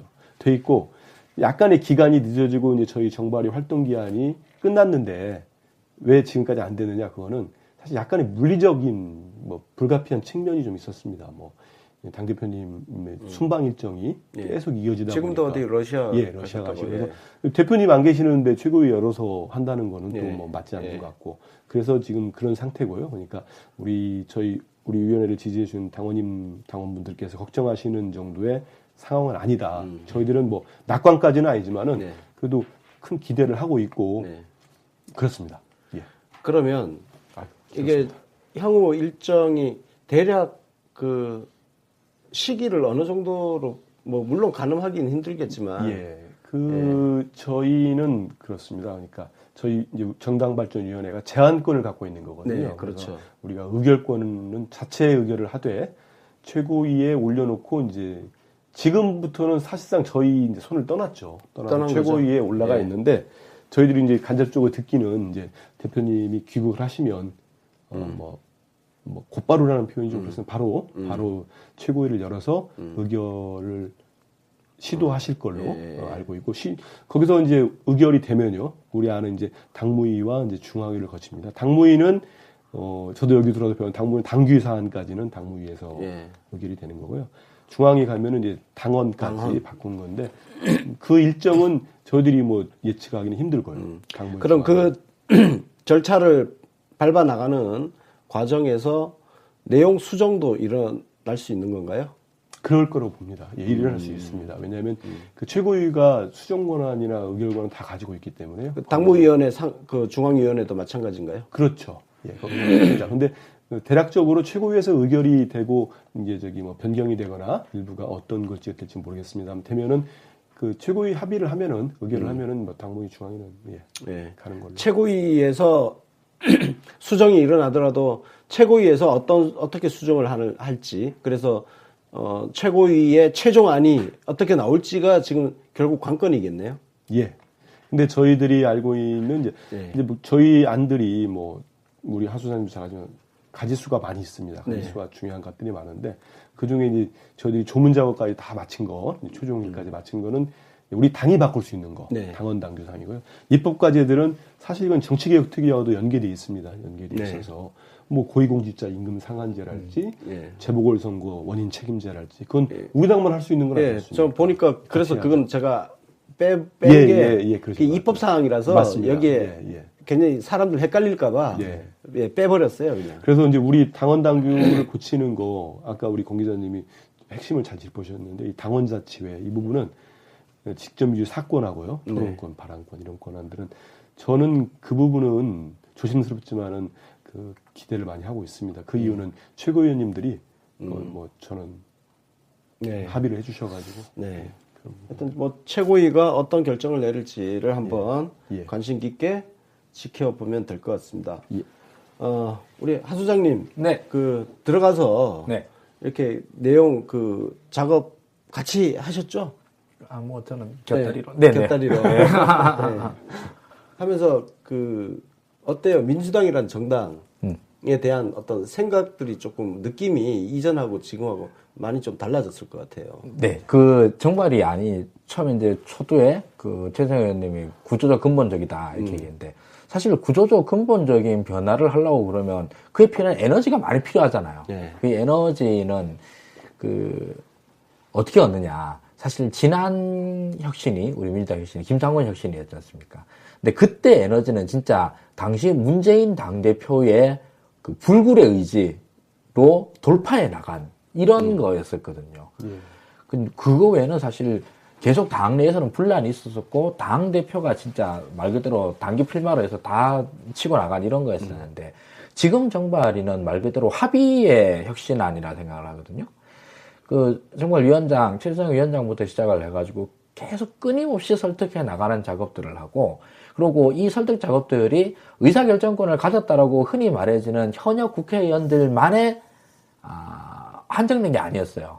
그 위원장이 직접 그냥 온 동네 그 강연에 다 나가가지고 직접 당원들을 만나는 작업들을 했고 당원들을 만나서 강연하는 것뿐만 아니라 온갖 사업들을 다 벌려가지고 그 정발위 직원들 갖다 엄청 피곤하게 만들었어요. 그렇게 사업들을 만들어 가면서 또 당원들을 만나고 또 사실 국민들도 만난 거죠. 그런 작업들을 또 해 나갔거든요. 그럼 이제 이 정말 위원장님 그렇지만 또 위원장님뿐만 아니라 추미애 당대표도 당연히 여기에 대해서 의지가 있어요. 네, 그런 것 같아요. 예, 의지가 확실히 있고 이거를 어떻게든 이제 일이 되도록 만들려고 엄청난 노력을 하고 있고 게다가 사실 뭐 문재인 대통령께서도 이게 이제 직접 말씀은 안 하시지 뭐 사실 당내 일을 갖다 대통령이 이렇고 저렇고 하는 거 좀 웃기잖아요. 그렇죠. 예. 근데 사실 여기에 대해서 주요한 뭐랄까 이념적 지표에 대해서 동감하는 말씀을 해주시는 것들도 당연히 있고, 그러니까 이런 것도 또 사실 이런 정당 혁신안이 국민들 사이에서 큰 관심을 일으킨다. 이런 것 자체가 사실 없어요, 사실은. 그 당연히 누가 알아서 잘하겠다는데, 그래, 뭐, 열심히 해봐. 이러는 거지. 그럼에도 불구하고 이런 관심들을 불러일으켜내고, 국민들 사이, 우리 당원, 이런, 팟캐스트나 방송 같은 거 할 때 올라오는 댓글들의 수준들이 이미 혁신안들 다 숙지하고 계신 분들 엄청나게 많잖아요. 네, 그렇죠. 이것도 마찬가지 에너지라 생각하거든요. 그러니까 이 에너지는 정발이를 추진하고 있는 주체, 그리고 정당 혁신의 대상이 되고 있는 정당의 주요 의사결정권자들, 그리고 당의 주인인 당원들까지 전부 다 이거에 대해서 에너지들을 만들어내고 있다. 그러니까 당연히 낙관적으로 생각을 하죠. 될 것 같다. 그래서 위원장님이 말씀하시죠. 말씀하셨는데 진짜 표현이 좀 그런데 많이 인내하시고 하고 이렇게 설득을 많이 하세요. 진짜. 지금도 이제 대구로 가시고 이렇게 당원들 만나서 강연하고 이 혁신하도 지금 뭐 전직위원장 신분임에도 불구하고 이렇게 하시는데 참 그런 것 같습니다. 저는 뭐 당 생활이 이제 불과 뭐 서너 달밖에 안 됐지만 초조에 말씀하셨듯이 이기고 나서 하는 혁신이라는 게 참 어렵다는 거. 막 내놓으니까 우리 많이 들었잖아요. 왜 하는데? 그러니까 뭐 하려고 하는데? 이걸 왜 해? 다 대선 이기고 다 좋잖아. 이런 반응들이 있을 때, 이거를 저부터도 이제 스스로 이제 설득이 돼야 되고 설명을 하고. 근데 꾸준히 이 넉 달을 해오니까 아까 우리 당원분들께서 얼마나 지지를 많이 합니까? 근데 뭐 우리 권 기자님도 계시고 하지만 이 기자들도 저도 뭐 얼마 전까지 기다렸지만 딱 물어보는 게 선배, 그건 관심 없어요. 뭐 어떻게 되는가, 공천룰, 뭐 이런 거 그렇죠. 접근을 하고, 일단 지지고 볶고 싸물해야 기사가 된다는 걸로 이제 판단을 하니까 그런 점이 어려웠지만은 지금 저희 혁신안이 최종 당원 당규까지 반영이 되고 통과만 된다면 저는 자부심도 있습니다. 제가 여기 와서 이렇게 일을 했다는 그 자부심이 있고, 정말 우리가 만든 이 혁신안, 당원 자체를 비롯해서 하면은 감히 우리 정당사를 새로 쓰는 초석이 될 거라고 저는 자부하고 있습니다. 정치부 기자 시절 생활을 하셨으니까 기존의 정당들의 흥망성쇠라든지 변천 이 과정을 가까이서 지켜보셨을 거 아니에요. 그래서 뭐 아주 형편없는 모습에서부터 뭔가 약간 빛나는, 주로 형편없는 모습을 많이 보셨을 것 같아요. 그거하고 한번 비교해서 이렇게 보면 한번 비교해서 평가를 한번 해보시죠. 제가 정치부 기자를 하면서 제일 한 번에 쭉 오랫동안 같은 직책을 가졌던 게 그 열린우리당 시절이었습니다. 열린우리당 창당부터 표현이 좀 그래서 망할 때까지 있었어요. 근데 그걸 우리 기자들은 이제 반장이라고 하는데 이 현장 국회 반장? 현장 여당 팀장 여당 팀장 팀장으로 했는데 참 아까 잠깐 위원장님 얘기했지만 2007년 대선도 그렇고 저는 그 노무현 대통령님의 심정을 이해가 해요. 뭐 당이 저론이 그때는 다 지난 일이지만 6개월을 당 지도부가 못 버텼어요. 당 대표가 6개월을 못 갔어요. 뭐 하나 생기면 물러나야 돼. 그냥 물러나고 5개월. 뭐 6개월 가신 분이 가장 길었으니까. 그리고 그때 제도를 바꿔도 심지어는 뭐 여러 가지 제도를 바꿨어요. 대의원 뽑는 제도. 근데 권리당원이 너무 없으니까 대의원 3명을 당원 6명이 뽑은 적도 있어요. 그러니까 그게 무슨 대의원이 되겠습니까? 그때는 이제 기간당원이라 그랬죠. 맞습니다. 기간당원. 우리 공기 좀 잘하시네. 저도 그 흥망성쇠를 다 봤기 때문에. 와, 그때 누가 무슨 탈당한다, 선도 탈당 뭐 이랬는데 지금은 저는 뭐 진짜 새내기 당원으로서 느끼는 건데 우리 더불어민주당 당원분들이 대단하시다는 생각을 합니다. 이 깊이도 그렇기도 하고 이 열성과 열의. 이건 다른 당들이 부러워할 수밖에 없고 이 160만 명의 약정당원들 또 권리당원들은 물론 적겠지만요. 근데 이분 약정당원이 다 권리당원인데 투표권이 가지신 분은 좀 멀쩡했죠. 근데 이분들이 계시고 이분들이 지지를 하니 국민들이 지지를 하니까 지지율 50%잖아요. 우리 대통령은 70%. 우리가 못할 게 없는 거예요. 그러니까 이런 제도가 우리 위원장님 사석에서 이제 같이 이렇게 말씀하시는데 이런 제도를 우리가 도입할 수 있는 게 결국 우리 당원들이 계시니까 가능한 겁니다. 그럼 이게 양질 전환으로 설명이 가능한 것 같아요. 사실 열린우리당 창당할 때만 해도 뜻은 참 좋았는데 돌아와서 보니까 그때 선진적으로 하는 제도도 많이 있었어요. 그러니까 근데 그때는 당원 수가 너무 적었어. 맞습니다. 그럼에도 불구하고 당원 수가 너무 적으니까 그 높은 이상을 실현해낼 수가 없는 거예요. 그래서 오히려 분란이 훨씬 더 커지는 경우가 있고. 그래서 자꾸 싸움만 계속 일어나고 현실과 이상 사이에서 그 간극이 너무 커가지고 싸우는 것도 그때 이제 우리 여당이었으니까 대야 투쟁을 하느라고 싸운다 그러면은 우리 여권 지지자로서는 박수를 보내는데 당 내 싸움은 봐도 피곤하기만 하잖아요. 그렇죠. 진짜. 심지어 그때는 뭐 옛날 얘기입니다만 10년도 더 됐는데 그 보수지들이 쌈을 붙이기 위해서 별도의 명단을 가지고 있었습니다. 공기장 아시잖아요. 뭐 C1부가 이게 기사 쓰고 싶다 하면 그 의원한테 전화하면은 무조건 반노입니다. 우리 대통령 반대. 그 목소리는 저희는 저 후배 기자들한테 그렇게는 우리 취재하지 말자고 했는데 그냥 전화를 합니다. 그래서 이제 우리 하 소장님 그 기자면 이거 사안 있어 그러면 그냥 쭉 얘기를 해요. 뭐 제가 볼 때는 공부도 안 한 것 같아요. 하면 그 신문 보수지들은 당내 분란 이렇게 커져. 노 대통령 뭐 반대하는 당내 의원들 뭐 수가 얼마 다 근거가 없었죠. 그러니까 돌아보면 정말 노무현 대통령이 서 있었던 자리는 언론 지형은 소위 좌우 진보 보수 양쪽으로 얻어맞고 당은 지리멸렬 뭐 제각각 가는 그런 상황. 그러니까 결국은 대통령 입장에서는 어디 하나 의지할 곳이 없는 상황이었던 거예요. 의지할 때라고는 국민밖에 없는 거야. 그렇죠. 이제는 지지율 50%의 지지율과 지지율 70%의 지지율과 160만 당원이 있고 그리고 대통령의 뜻을 최대한 열심히 따르겠다라고 하는 여당이 있고 이러니까. 그러니까 이게 지금은 당원 숫자가 이렇게 늘어난 것이 정말 의미가 있는 게 뭘 해볼 수 있다는 거예요. 맞습니다. 그러니까 이상과 현실의 간극이 이렇게 좁혀져가지고 굉장히 우리 머릿속에 이상적으로 있던 것들을 진짜 한번 해볼만 하겠다 이렇게 된 거죠. 옛날에는 정말 반노 마케팅을 해가지고 성공하는 의원들이 몇 명 있었는데 이번엔 자신 있으면 반문 마케팅 한번 해보지.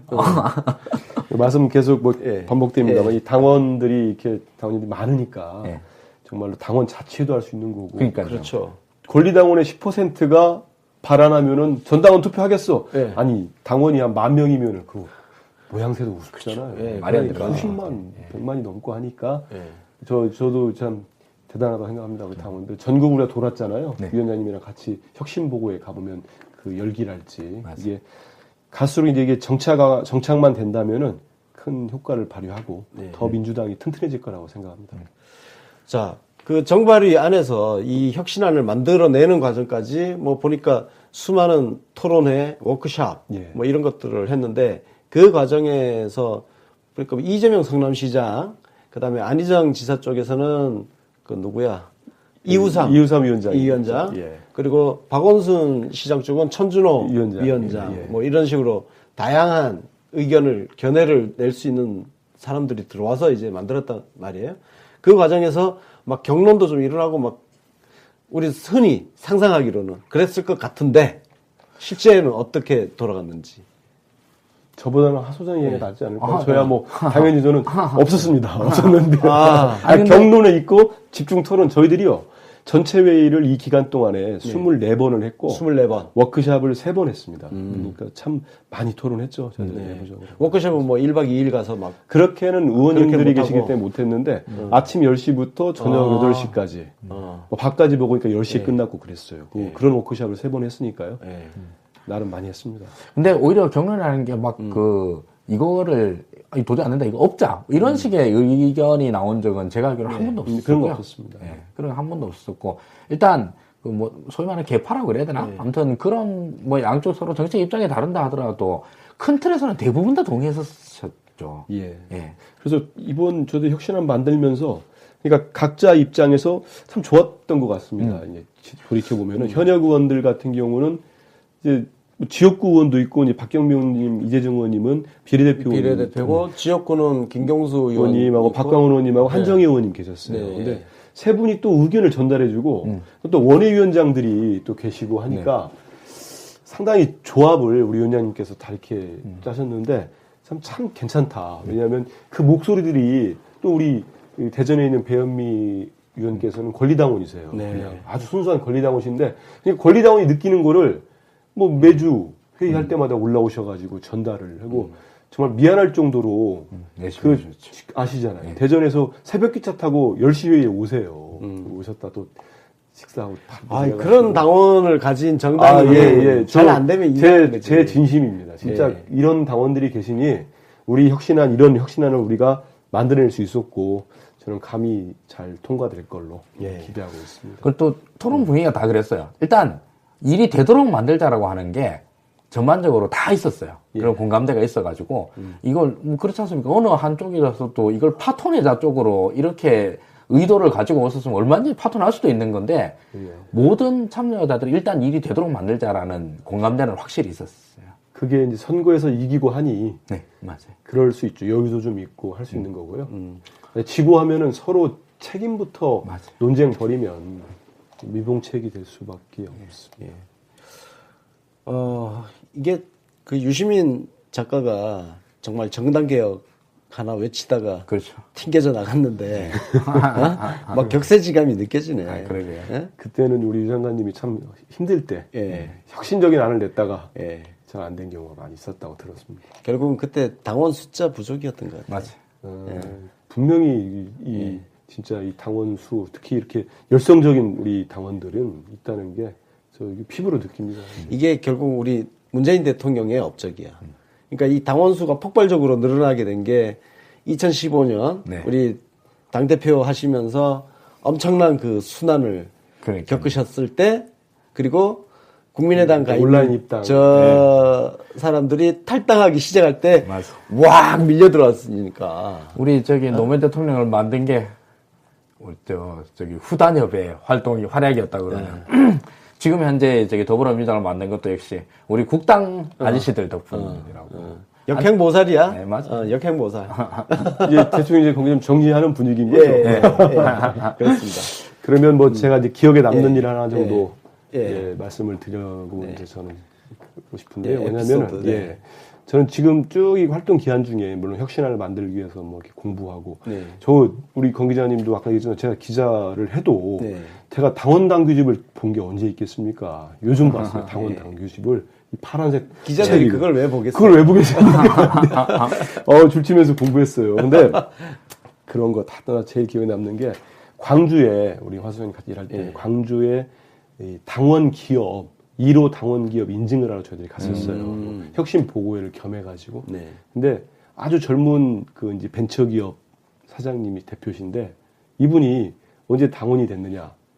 이 서울뿐이에요. 이쪽 경기도뿐인데 거기 내려가서 광주에 가서 아무도 없는 데 가서 벤처를 세워놓고 와, 이 간담회 하는데 너무 말씀도 잘하고 그래서 인증 우리가 더 이렇게 붙여드리고 왔는데 이분이 우리 위원장님께서 불출마 선언할 때 더 이상 안 되겠다. 그래서 더불어민주당 당원을 가입했어요. 근데 본인만 가입한 게 아니고 이분 회사가 전 직원이 9인데 9명 다 당원이에요. 그래서 저희들 만나더니 그러는 거예요. 대표께서 우리는 이거 진심입니다. 앞으로 사원 뽑을 때 그 지원 조건이 더불어민주당 당원인 사람, 당원인 사람.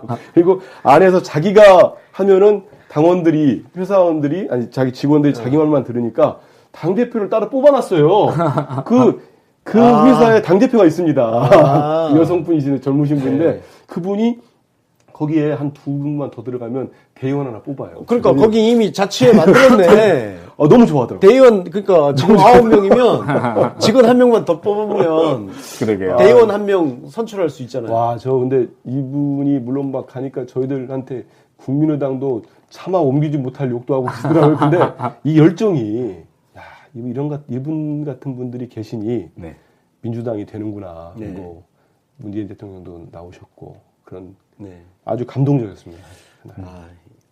정말 지금 분위기가 참 좋아요. 좋고 이 혁신안들이 잘 되고 그래서 내년 지방선거까지 그냥 파죽지세로 그냥 쭉 밀어붙이고 그렇게 가면 잘 될 것 같은데. 그리 될 수 있도록. 우리 대변인님 기자 때려치고 나왔는데